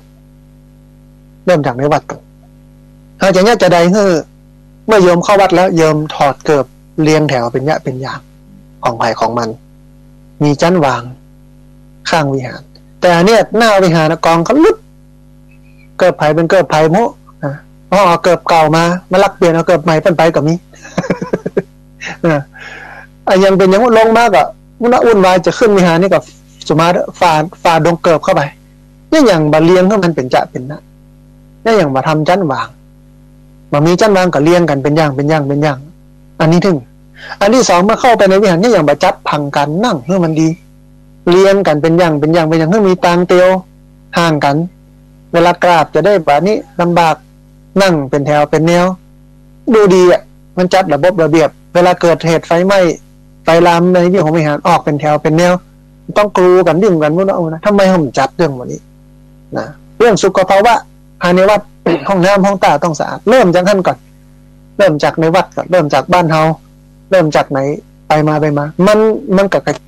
ขยายกระจายออกไปแต่ตอนเนี้ยวัดต้องเป็นตัวอย่างนะเรื่องพวกนี้วัดต้องเป็นตัวอย่างญาติโยมต้องให้ความร่วมมือนะอาตมานี่วัดที่พักสงฆ์สถาบันธรรมาภิวัตจะย่อยเรื่องการนั่งจะเป็นระเบียบบางคนก็ย่างไปถึงปุ๊บเขาจัดไว้จะดีดึงมาจ้อมนั่งกัน ดึงเอามาจุมาจิ้มกันเนี้ยใกล้กันหั่นนะยกไปหั่นบ้างนั่นแบบเป็นที่เป็นตังก็กับมันเกิดโยมวันนี้นี่ขาดระเบียบวินัยมันมีระเบียบวินัยเอาแต่ทำไม่เอาวินัยมันไปแบบรอดมันต้องมีถึงสองอย่างโลกเนาะถึงทำถึงวินัยมันถึงจะไปได้นะนั่นนะย้อนสอนแต่ทำเอาวินัยมันก็เลยวุ่นวายกันอย่างนี้นะประเทศอื่นๆเริ่มน้องว่าเริ่มจัดเริ่มทำกันได้เป็นอย่างละเป็นชิ้นเป็นอันละโดยเฉพาะประเทศที่เป็นต้นตอของโลกนี้ก็คือประเทศจีนเนี่ยมันเซตตัวเองจนกระทั่งที่ไม่มีผู้ติดเชื้ออยู่แล้วไม่ติดเชื้อ 100% นะแต่บ้านเราเนี่ยซ้ำนักขึ้นแต่ว่าหลัก10 80เดือนนี้รับ100นะวันนี้ถ้าจะ100 200 300พุ่งขึ้นพรวดนะแต่ทะลุพันว่ะแต่เมื่อเป็นอย่างนี้ปุ๊บเอาละมันเป็นเรื่องที่จะแก้กันหลังจากนี้ไปแต่เรื่องเฉพาะหน้าเนี่ยเราก็ต้องหยุดพฤติกรรมเสี่ยงที่จะไปติดโรคเหล่านั้นลองทวนใหม่ตะกี้ท่านผู้ฟังท่านผู้ฟังทั้งหลายฟังกันสักรอบหนึ่งเนาะว่าเขาจะป้องกันแก้ไขโรคนี้อย่างไรอันแรกใจห้องน้ำสาธารณะที่มันบ่สะอาดร่วมกับคนอื่นมันก็เป็นการเสี่ยงต่อการจะติดเพราะฉะนั้น ต้องใจห้องน้ำสาธารณะที่มันสะอาดร่วมกับคนอื่นตามปั๊มน้ำมันก็เสี่ยงห้องน้ำปั๊มน้ำมันนี่นะเสี่ยง108 คนไปใจมันก็เสี่ยงต่อการจะไปติดโรคนี้ ถ้าเป็นไปได้จะบัดใช้นะแต่ถ้าเป็นไปได้เนี่ยถ้าเป็นเจ้าของกิจการหรือสามารถคอนโทรลได้เนี่ยก็ไปทำความสะอาดเนี่ยนะให้พนักงานเจ้าหน้าที่ไปทำนะหรือเราเองเนี่ยมีเวลาก็ไปเป็นจิตอาสาเนาะไปทำความสะอาดห้องน้ำสาธารณะห้องน้ำวัดห้องน้ำไหนที่คนใช้นะมันจะได้ประโยชน์ตั้งนี้อยู่ส่วนหนึ่งอันที่สองคือพฤติกรรมเสี่ยงอันที่สองคือไปยืนอู้กับเพื่อนบ้านที่มันเดินทางมาจากประเทศหรือว่าพื้นที่ที่มันเสี่ยงจะไปซีเนาะซีแนะเปิ้นถามเปิ้นว่าเป็นจะได้ติดมาก่อโรคไงจะเปิ้นไอเสพแสดงใส่เฮาก็บ่มีเหลือละจะเป็นโรคก็เปิ้นเนี่ยนั้นหยุดพฤติกรรมนะงดเหล้าขวัญสักระยะหนึ่งก่อนช่วงนี้เดี๋ยวนั่งฟังงดเหล้าขวัญสักระยะหนึ่งก่อนแต่ที่ผ่านมานี่ถึงเวลานี่กินเขาจะตกลงแล้วจุ่มกันหรอนั่งเหล้าขวัญกันท่านคนนั้นเป็นอย่างนี้เป็นอะไรเลิกยุตินะสามแยกสุมาและสามแยกปากหมายุติกันเหล้าขวัญโยพายุมันอย่าไปส่วนกันนะมายืนคุยกับเพื่อนบ้านที่เดินทางมาจากประเทศเสี่ยงหรือพื้นที่เสี่ยงนะตอนนี้แต่ก่อนนี้ต่างประเทศแต่ประเดี๋ยวนี้เดินมาจากกรุงเทพเดินทางมาจากกรุงเทพหรือจังหวัดไหนที่มันมีการแพร่ระบาดของโรคนี้เนี่ยบอกควรที่จะไปอู้ไปเอ่ยเพิ่นนะไปส่วนเพิ่น อันที่สามคือใช้ช้อนกลางร่วมกับคนอื่นพฤติกรรมนี้กับเสี่ยงเหมือนกันกินร้อนช้อนกลางล้างมือก็จริงอยู่แต่ช้อนกลางนี่ต้องเป็นช้อนของเราของใครของมันมากไปกว่านั้นคือรับประทานของใครของมันไปเลยถ้วยไข่ถ้วยมันข้าวราดแกงจบมันต้องไปส่วนกัน มันต้องไปตักมันต้องไปอย่างระวนระบายนะฮะอันที่สี่คือใช้ห้องพักโรงแรมต่อจากนักท่องเที่ยวนะวันนักท่องเที่ยวมันมาพักแล้วมันก็ออกไปพนักงานกลับไปจัดผ้าห่มที่นอนไปเที่ยวไปพักแล้วเขาเข้าไปปุ๊บเขาก็เสี่ยงต่อกันจะติดโรคนี้เหมือนกันติดโรคนี้เหมือนกันเพราะนั้นงดเดินทางตรงนี้นี่งดกิจกรรมงดทำอย่างทั้งสิ้นนะประมาณนึงคือไปร่วมงานสังสรรค์หรือว่าร่วมการประชุมที่มีคนจำนวนมากงานดำหัวดำเก้าอย่างต่างๆก็ต้องยกเลิกไปนะแบบไปสุ่นไปวุ่นไปวายใกล้กันให้มันติดพวกนี้นะอันที่หกคือใช้มือจับโต๊ะจับเก้าอี้ในศูนย์อาหารหรือว่าในพื้นที่สาธารณะก็สุ่มเสี่ยงต่อการจะติดโรคนี้ครับรถยนต์ต่อจากคนอื่นที่เป็นติดโรคนี้ใช้นิ้วกดลิฟต์โดยที่ป้องกัน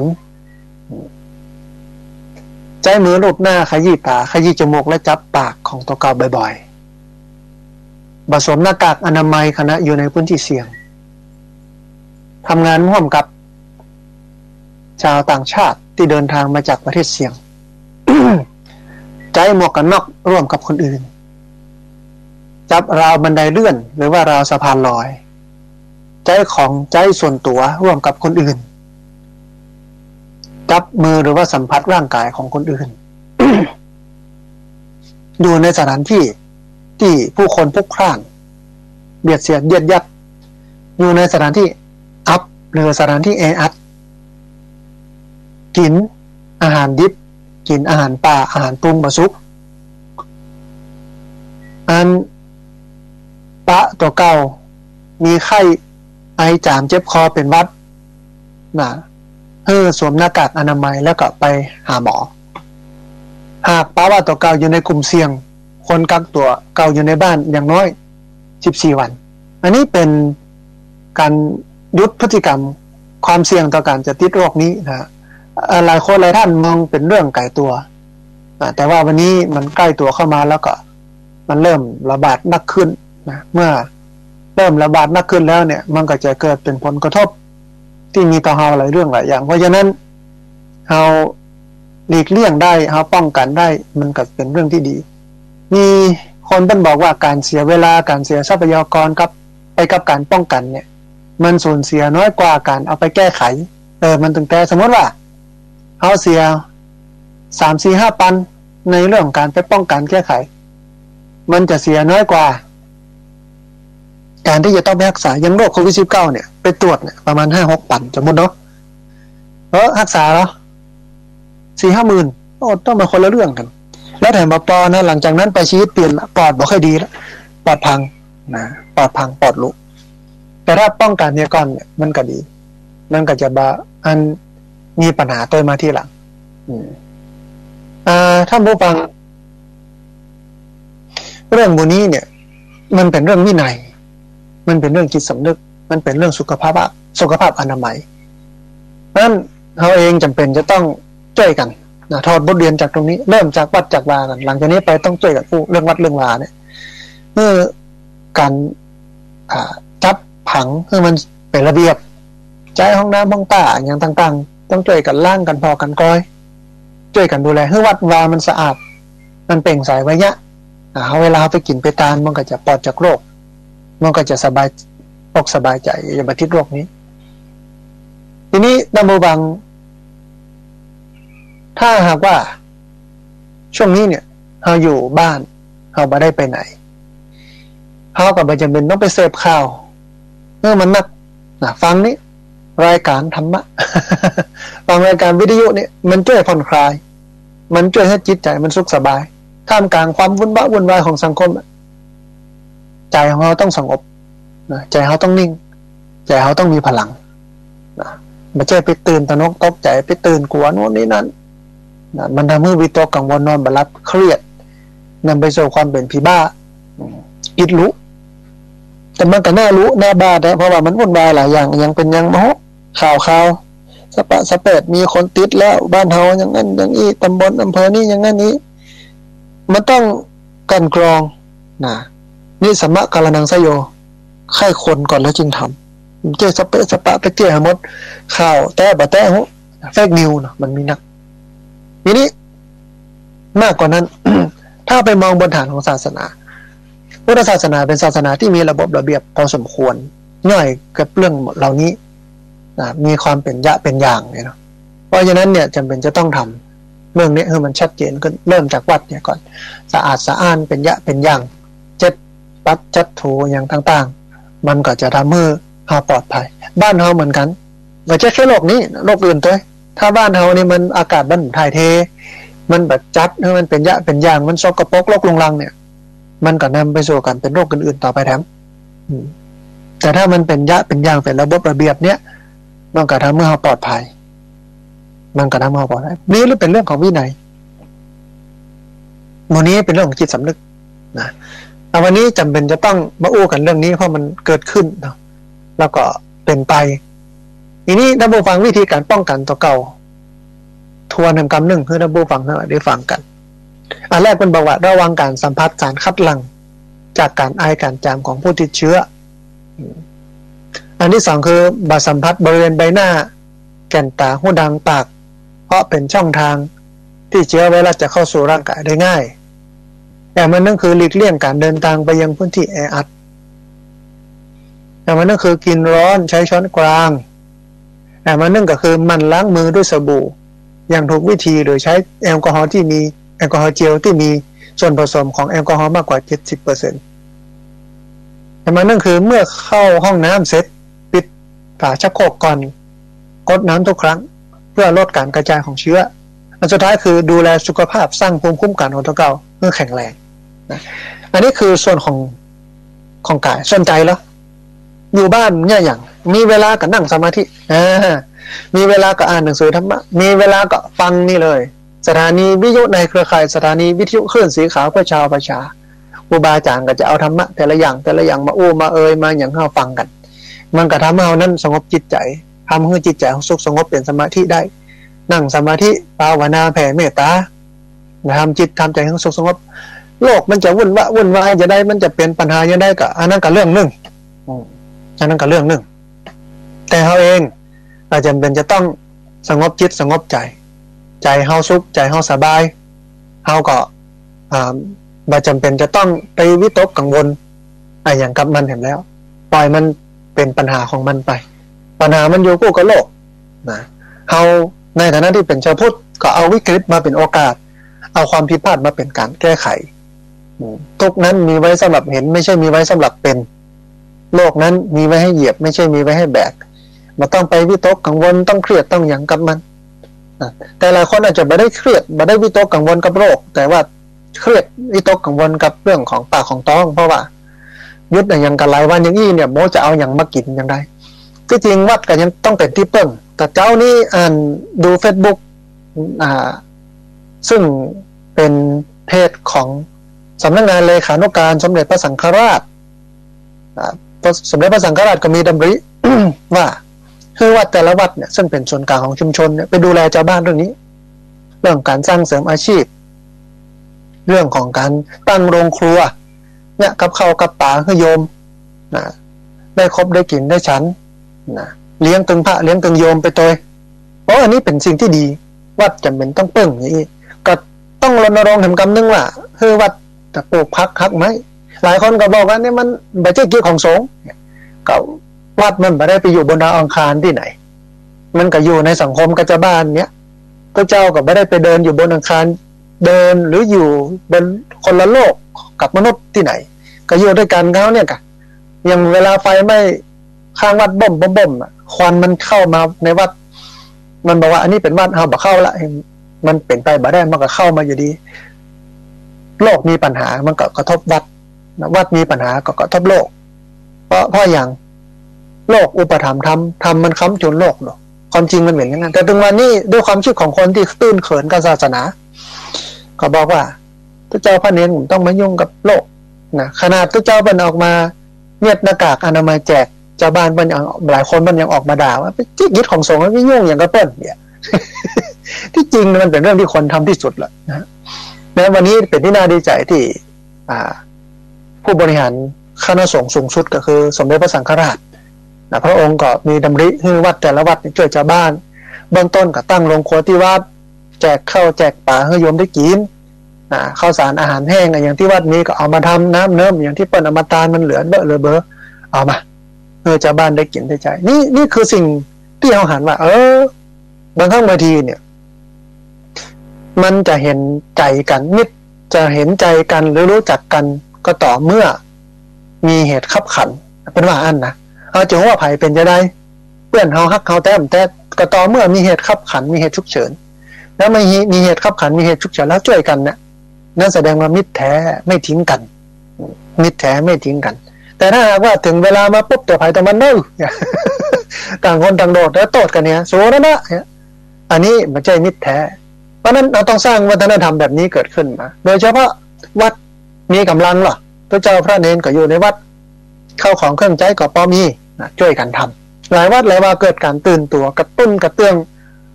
มีวัดที่พิษณุโลกคิดค้นอันตู้อบที่มันนั้นฆ่าเชื้อโรคเวลาเดินผ่านแล้วมันก็จะมีสารแอลกอฮอล์เดินออกมาเดินเข้าวัดปุ๊บเนี่ยปลอดภัยเชื้อโรคก็ตายไปเลยอย่างนี้เป็นต้นนะพระเป็นคิดคนได้พระเป็นคิดคนได้หลายที่ก็เริ่มละเย็บหน้ากากแจกออกไปหลายที่ก็ทำเจลล้างมือแจกออกไปใจในวัดก่อนแล้วก็แจกออกไปนี่คือสิ่งที่มันงาม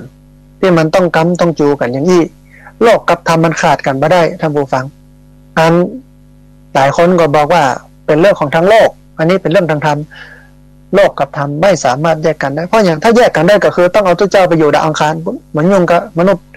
คนละตีมาส่วนกันวัดต้องไปตั้งอยู่บนดาวอังคารแต่มันเป็นไปไม่ได้มันต้องอยู่ด้วยกันมันต้องปะกันในเมื่ออยู่ด้วยกันต้องเจอกันแล้ว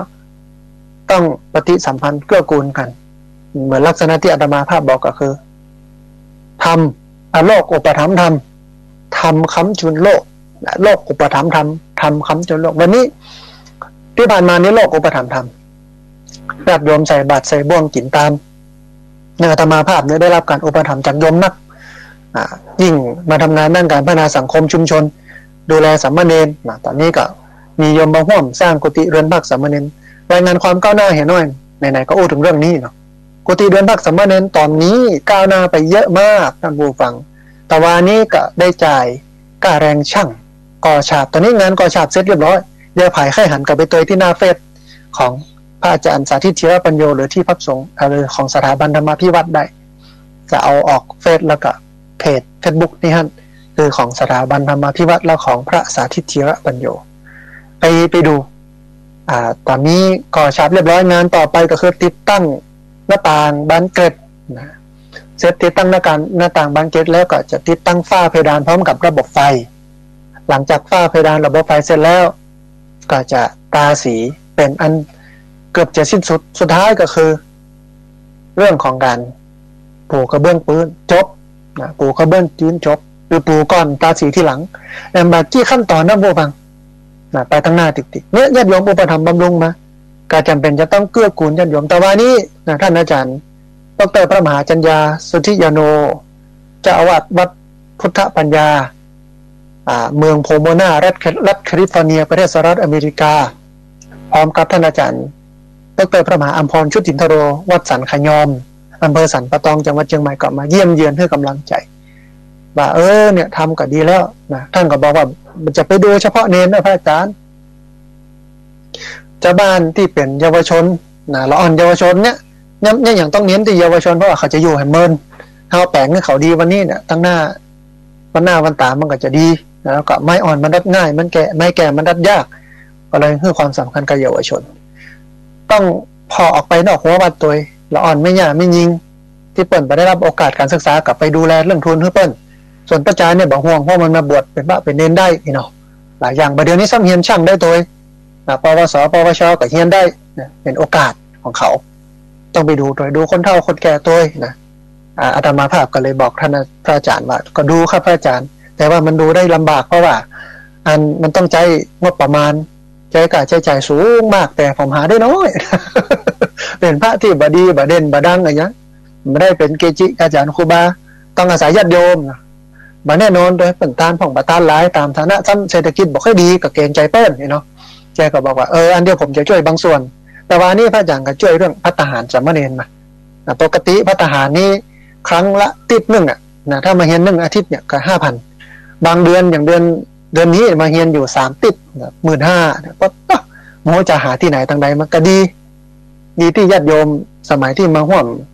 ตอดผ้าป่าตอดกฐินก็เอาข้าวสารมาตัวกับตุ้นการใช้จ่ายลดค่าใช้จ่ายตรงนี้ไปได้เยอะมากนะแล้วก็ทุนการศึกษาแฮมจ่ายเป็นรายเดือนคนนี้เดือนละ 3,000 คนนี้ 4,000 คนนั้น 2,000 นั้นนี่ก็คือเป็นไปนะแต่กับวิวิตบามพระอาจารย์บางเดือนนี่ต้องแปะไว้ก่อนนะไปจ่ายหินสิ้นเดือนพวกก็มีเนาะเป็นที่อินดูละอ่อนเหมือนกันนะเนาะเป็นก่อสร้างก็ลำบาก ทำไปก็สร้างคนมันสร้างยากนั่นว่าเหมือนสร้างคนมันต้องทุ่มเทเยอะมากแต่คนก็บอกค่อยสร้างแต่ถ้าจะจวนไปสร้างพระพุทธรูปที่ใหญ่ที่สุดนะสร้างเจดีย์สร้างโบสถ์นี่โยมมันเอาอยู่แต่ถ้ามาสร้างคนทุนการศึกษาก็ดีอย่างนี้นี่บอกค่อยนักนะแต่ก็ยังดีที่พี่น้องที่ติดตามรับฟังทางสถานีวิทยุเนี่ยเข้าใจให้หอมมาห่วมกินห่วมทานมาตอนนี้พระอาจารย์เปิ้ลก็ถวายห่วมสร้างกุฏิมาแห่ง11,000นะภัตตาหารน้ำปนะสามเณร22,000ก็ช่วยตุ้นได้เยอะนะจุนได้ไปเยอะแกก็บอกว่าพอให้ได้หายใจหายคอ แกก็เข้าใจนะว่าเฮานี่วิ่งมากนะวิ่งมากพอสมควรแกก็บอกเห็นว่าพระอาจารย์เสียสละมาทำของอย่างนี้เนี่ยมันถ้าบ่เสียสละมันเนี่ยไม่ได้หรอกถ้าเป็นคนที่มี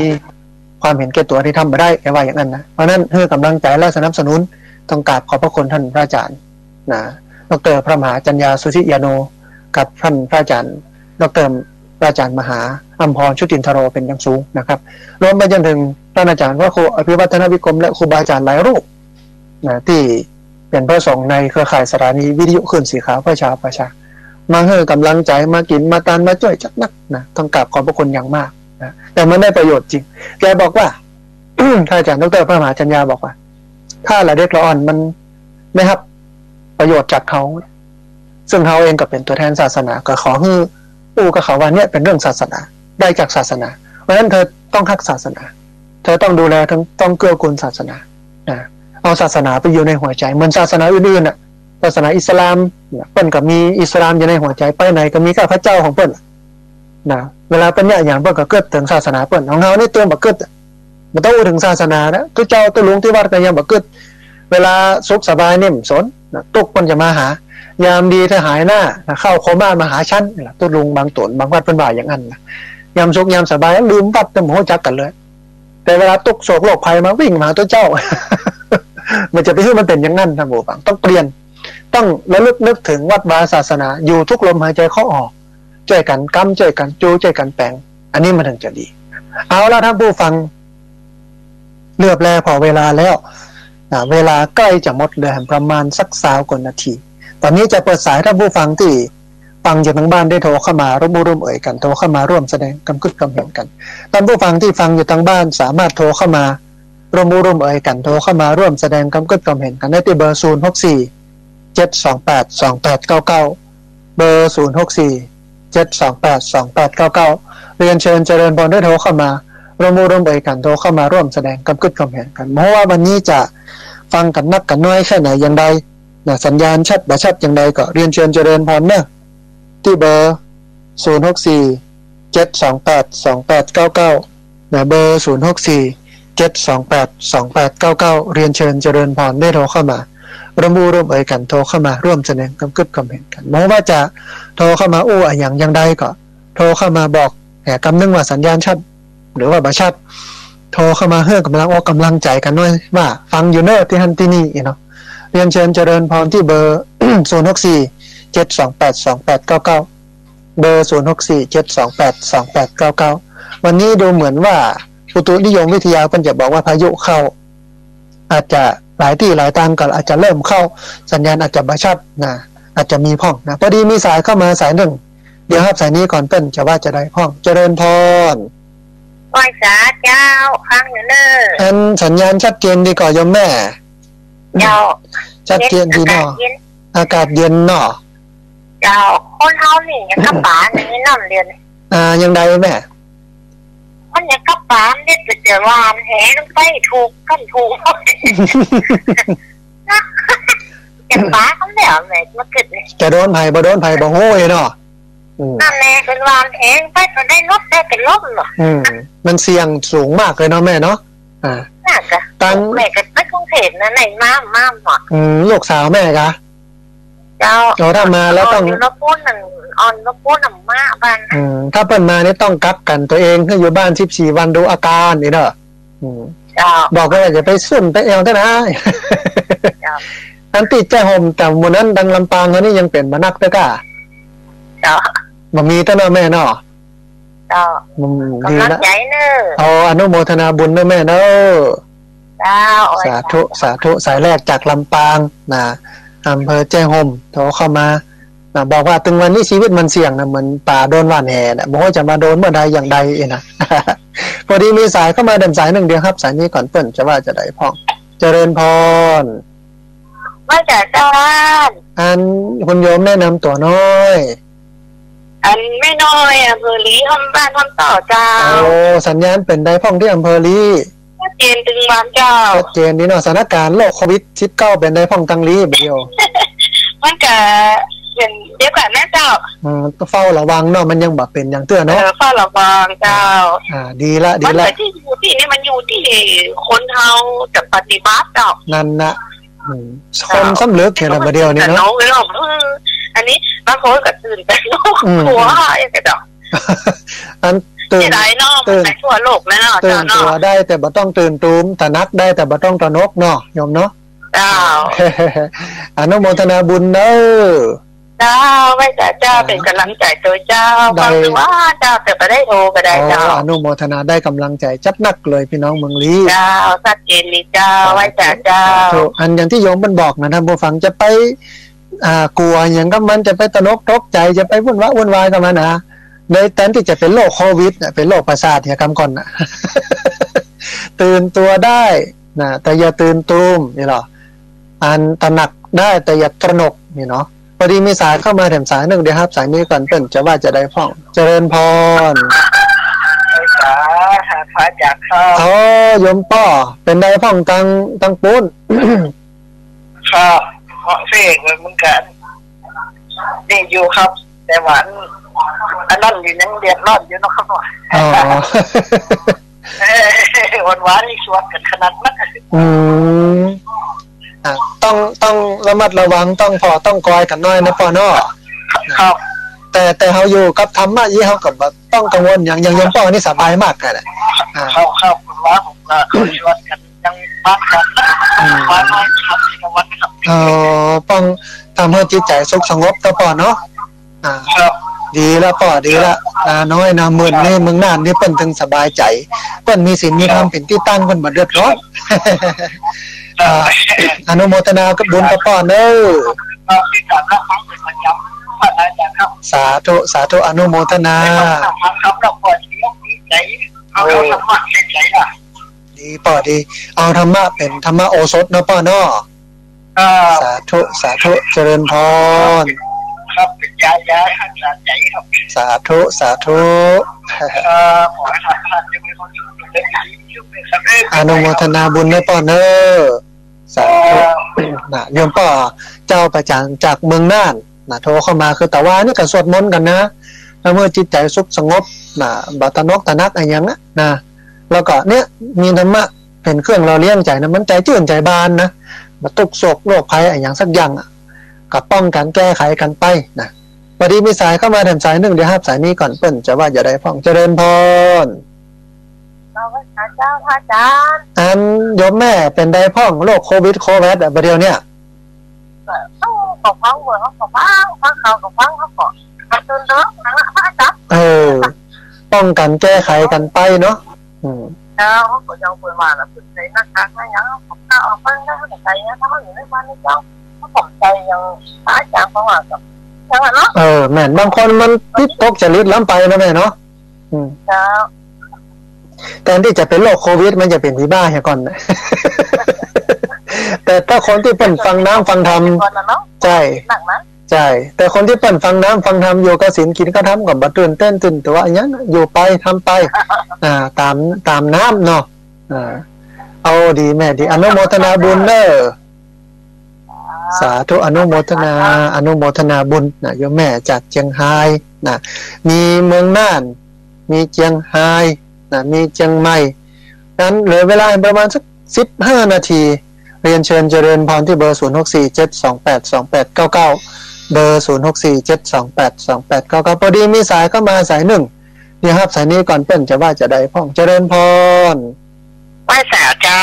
อันโยมแม่แนะนำตัวน้อยจากศพปราบเจ้าเอาโยมแม่ศพปราบลำปางเจ้าวันนี้มีอย่างจะเพิ่มเติมพ้องแม่มีอย่างเพิ่มเติมเจ้าโทรมาให้กำลังใจเนาะอาจารย์ว่าโรคโควิดนี่มันต้องตกใจนะเจ้าศพปราบนี่ยังบ่มีลำปางนี่บ่มีเตื้อเจ้าศพปราบนี่มันก็บ่มีเจ้า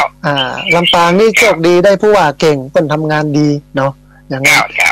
อนุโมทนาลูกต่างประเทศแม่เขาก็กักตัวเขาเจ้าโอ้ดีอย่างอี้เนี่ยทำให้น่าฮักเนาะเป็นคนที่น่าฮักดีอนุโมทนาบุญนะแม่เด้อเจ้าไหว้สาเจ้าสาธุอนุโมทนาบุญโยมแม่จากอำเภอศพปราบมีอำเภอแจ้ห่มก็มีนะลำปางนี่เนาะที่ฟังอยู่ตอนนี้อำเภอศพปราบแล้วก่อนหน้านั้นเมืองน่านเนาะอำเภอนาน้อยอำเภอนามื่นฟังอยู่เชียงรายก็มีเชียงใหม่ก็มีพอเป็นดีม่วนดีงานกันเมืองลี้เนาะละปูนนะหลายที่หลายต่างพอดีมีสายเข้ามาเด่นสายหนึ่งเดียวครับสายนี้ก่อนเปิ้นจะว่าจะได้พ้องอันญาติโยมที่โทรเข้ามาเจริญพรได้เปิ้นฮ้องว่าหลีวิทยุน้อยนึงนะฟังทางโทรศัพท์เอาเนาะเจริญพรมัสการเจ้าท่านอันโยมแม่แนะนำตัวน้อยไม่วันจะพาหนังดงเจ้าโอ้สาธุวันก่อนโทรมาถามเรื่องของกรรมฐานนะแม่เนาะนะเจ้าวันนี้มีอย่างจะเพิ่มเติมพ่อแม่มันไม่อย่างเพิ่มเติมเจ้าเป็นกำลังใจให้ท่านท่านผัวลูกนี่ก็อันบัตรนกตะนักก็ได้แต่ก็ป้องกันไว้อย่างไว้ตามที่เปิ้นว่านั่นนะเจ้าแม่มาผัวเนอะแม่เฉยก็เหมือนกันแต่ว่าอาตมานี่เสี่ยงน้อยนึงเพราะว่าญาติโยมเปิ้น108ปันติเปิ้นมาแอวหาเนาะเอาก็ต้องป้องกันเพราะว่าอาจจะเสี่ยงนิดนึงนะแต่ก็บ่ได้กังวลอย่างกับมันนักอนุโมทนาแม่นถ้าป้องกันเองเฮียต้องกังวลอย่างบางคนนี่เปิ้นวิตกกังวลนักล้ำไปที่ว่านะตุงของกันเยอะแยะมันมาถึงขั้นนั้นบ้านเฮามันเป็นปูน้ำปูเข้ามันแบบอึดแม่บอกว่าอันน่ะผลิตอย่างวันครัวลูกกันจ้ำไปน่ะบ้านเฮาใช่ผลิตนักแต่ที่มันบัตันเพราะว่ามันไปตุนกันไว้แล้วก็การขนส่งมันขนส่งได้เฉพาะไม่คืนบ่ได้มันก็เลยขาดแต่ถ้ารอวัน2วันนี้มันกลับมาแถมต้องห่วงเรื่องกินนี่นะบ้านเฮานี่เพียบอนุโมทนาบุญนะแม่เด้อเป็นกำลังใจให้ท่านเนอะสาธุอนุโมทนา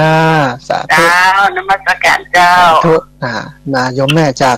หางดงเชียงใหม่นะก็เรื่องกักตุนอาหารเนี่ยอันที่เปิ้นไปกักตุนกันเนี่ยเปิ้นก็คิดว่ามันจะขาดนะแต่ว่าบ้านเฮาเนี่ยมันเป็นอู่ข้าวอู่น้ำท่านผู้ฟังนี่มันขาดเนี่ยก็คือเฮาไปซื้อนักเสร็จแล้วเปิ้นเอามาเติมมันตันนะก็รอสักวัน2วันเนี่ยมันต้องมาแถมเนี่ยบ่อึดบ่ขาดเรื่องกินเรื่องว่าบ้านเฮานะเป็นอู่ข้าวอู่น้ำนะพอดีมีสายเข้ามาแถมสายหนึ่งครับสายนี้ก่อนเปิ้นจะว่าจะได้พ้องเจริญพรเจ้าพระอาจารย์เจ้าท่านอาจารย์เจ้าอ่านยมแม่แนะนำตัวน้อยเมนดี้พระโทษนะเจ้าสาธุจำเสียงได้นะอันอากาศเป็นได้พ้องทั้งปูนอากาศร้อนอ่ะอาจารย์เมื่อวันร้อนแล้วก็แม่เจ้าหนาวเนาะพระเจ้าสีหนาวน้อยอยู่แหละเหมือนกันทุกที่ต้องระวังต้องรักษาสุขภาพตัวเนอะวันนี้มีอย่างจะเพิ่มเติมพ่องคุณโยมอีแม่มีอย่างเพิ่มแล้วเนาะพอมาให้กำลังใจเนาะเข้าใจดีแล้วเนาะเจ้าโอ้อนุโมทนาบุญเรื่องอันโลกเดี๋ยวนี้คือเจ้า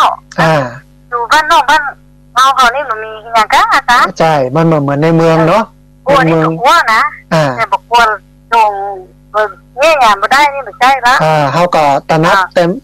ไม่ตระหนกตื่นตัวแต่ไม่ตื่นตูมนี่เนาะโอ้อนุโมทนาบุญเนอะสิ่งเอานี่เข้าน็อตจิตใจเนี่ยกันเจ้านั่นละเอาธรรมะมาเป็นเครื่องยึดเหนี่ยวจิตใจเอากรรมพระอาจารย์สองของพระอาจารย์เขาเนี่ยค่ะแม่ฟังอาจารย์ทุ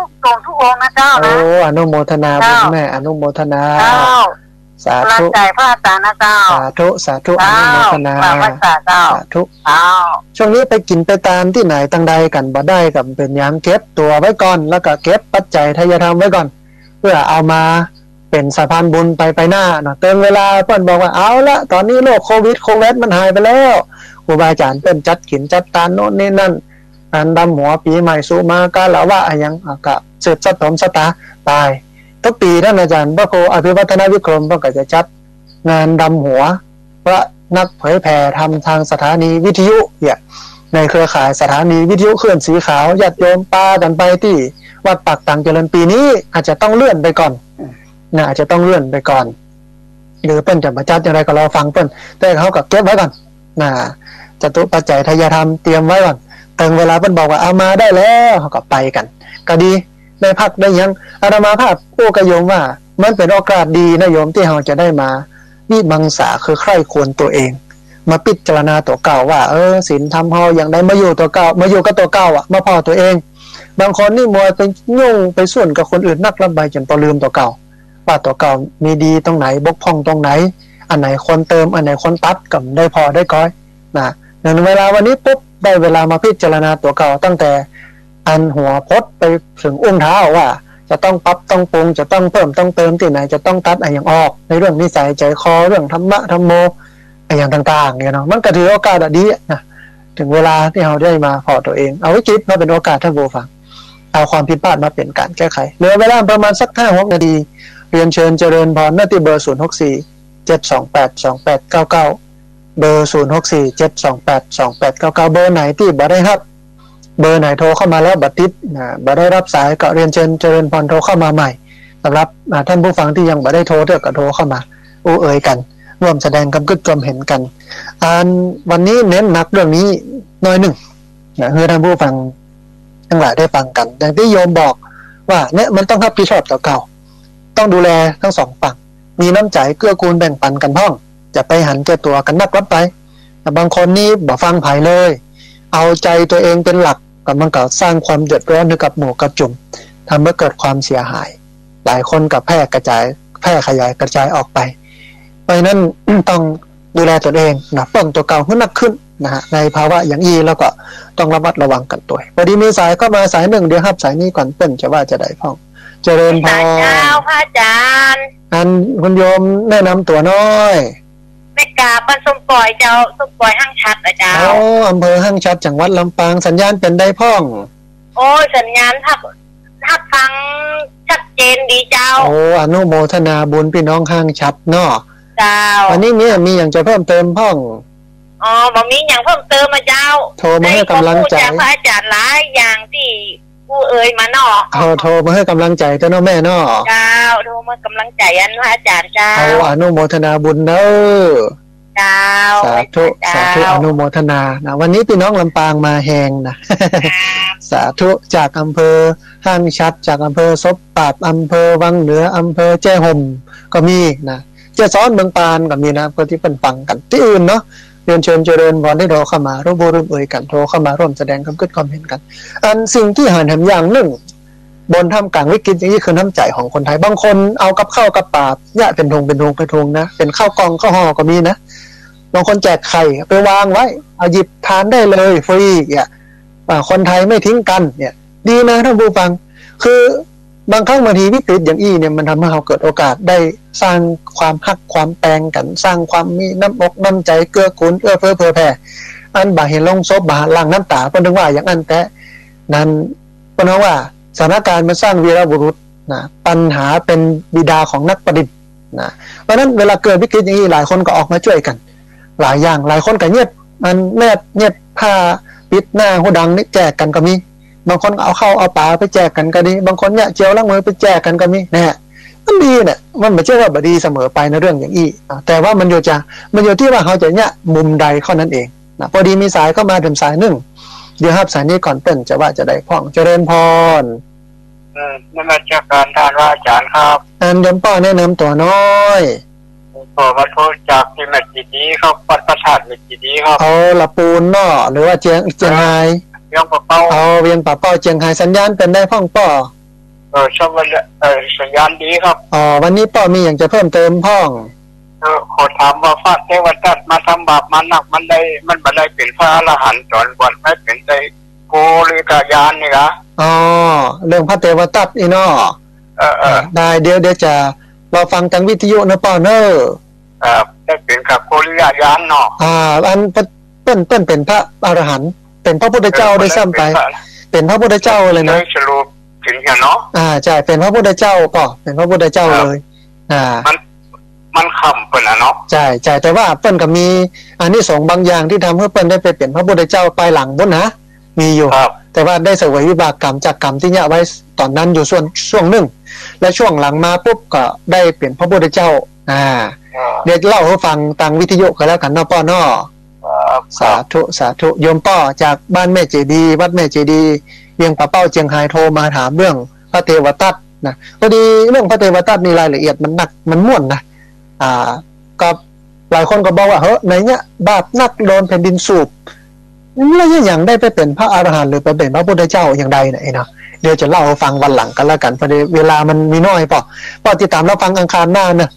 วันอังคารหน้าจะอู้ถึงเรื่องพระเทวทัตเรื่องของการตานเรื่องของการบำเพ็ญบารมีเป็นพระพุทธเจ้าก็แล้วกันเนาะในวันอังคารหน้านี่นะบารมี10 ทัศในความเป็นพระพุทธเจ้าจะเล่าให้กันฟังพอดีมีสายเข้ามาถึงสายหนึ่งเดี๋ยวครับสายนี้ก่อนเปิ้นจะว่าจะได้พ่องเจริญพรไปสาเจ้าแล้วมาจ้าโยมแม่จันเรือนใสเนาะเจ้าใช่แล้วเป็นได้พ่องแม่สัญญาณชัดเจนดีก่อสัญญาณชัดเจนดีเก็บตัวอยู่กับบ้านเจ้าดีแล้วแม่ดีแล้วอนุโมทนาบุญแม่นี่โทรมาให้กำลังใจนะแม่เนาะกำลังใจได้พระอาจารย์ได้กำลังใจจัดหนักอนุโมทนาบุญนะแม่เนาะไหว้สาธุแม่จันเรือนใสเพิ่นฟังประจำแล้วก็เพิ่นไปกดไลค์ใน Facebook ประจำไปอนุโมทนาบุญประจำก็เลยจำเพิ่นได้เนาะเอาละท่านผู้ฟังเหลือบแลพอเวลาหมดแล้วคงจะต้องงบทับสายไว้แต่เพียงเท่านี้ก่อนที่จริงก็มีสายเข้ามาสายนึงแต่บ่ได้รับสักกรรมต้องขออภัยญาติโยมนะฮะวันนี้อาตมาภาพพระสาธิตเถระปัญโยดำเนินรายการธรรมาภิวัตรอันเป็นรายการวิทยุเพื่อการเผยแผ่พระพุทธศาสนาส่งเสริมการศึกษาและพัฒนาสังคมดำเนินรายการมาถึงช่วงสุดท้ายของรายการแล้วเอารายการนี้จากลาท่านผู้ฟังทั้งหลายไปก่อนกราบขอบพระคุณพระเถรานุเถระครูบาอาจารย์ทุกรูปที่เกื้อกูลอุปถัมภ์บำรุงสถานีในทุกส่วนทุกฝ่ายทุกด้านอนุโมทนาบุญกับเจ้าของคลื่นเจ้าของสถานีที่รับสัญญาณเอาไปออกตัดส่งกระจายเสียงอนุโมทนาบุญกับญาติโยมทุกคนทุกท่านที่ติดตามรับฟังแล้วก็ทุกคนทุกท่านที่โทรเข้ามาต้องขออภัยญาติโยมที่โทรเข้ามาแล้วบัดได้รับสายโทรเข้ามาแล้วบัดทิศโทรเข้ามาแล้วสายลบไปก็ติดตามรับฟังกันทำไมในวันอังคารหน้าช่วง2 ช่วงเนาะ 4:00 น จนถึง7 โมงแม่เจ้า2ช่วงเวลาตี4ตี5แล้วก็ตี5 7 โมงวันนี้ต้องเอารายการนี้จากลาท่านผู้ฟังทั้งหลายไปก่อนสัพพะพุทธานุภาเวนะด้วยเดชเดชะอนุภาพของพระพุทธเจ้าสัพพะธรรมานุภาเวนะด้วยเดชเดชะอนุภาพของพระธรรมเจ้าสัพพะสังฆานุภาเวนะด้วยเดชเดชะอนุภาพของพระสังฆเจ้าสัทธาสุธีพระวันทุเตขอความสุขความเจริญในธรรมจงบังเกิดมีแด่บรรดาศรัทธาสาธุชนทุกคนทุกท่านตลอดกาลเป็นนิจเทินเจริญพร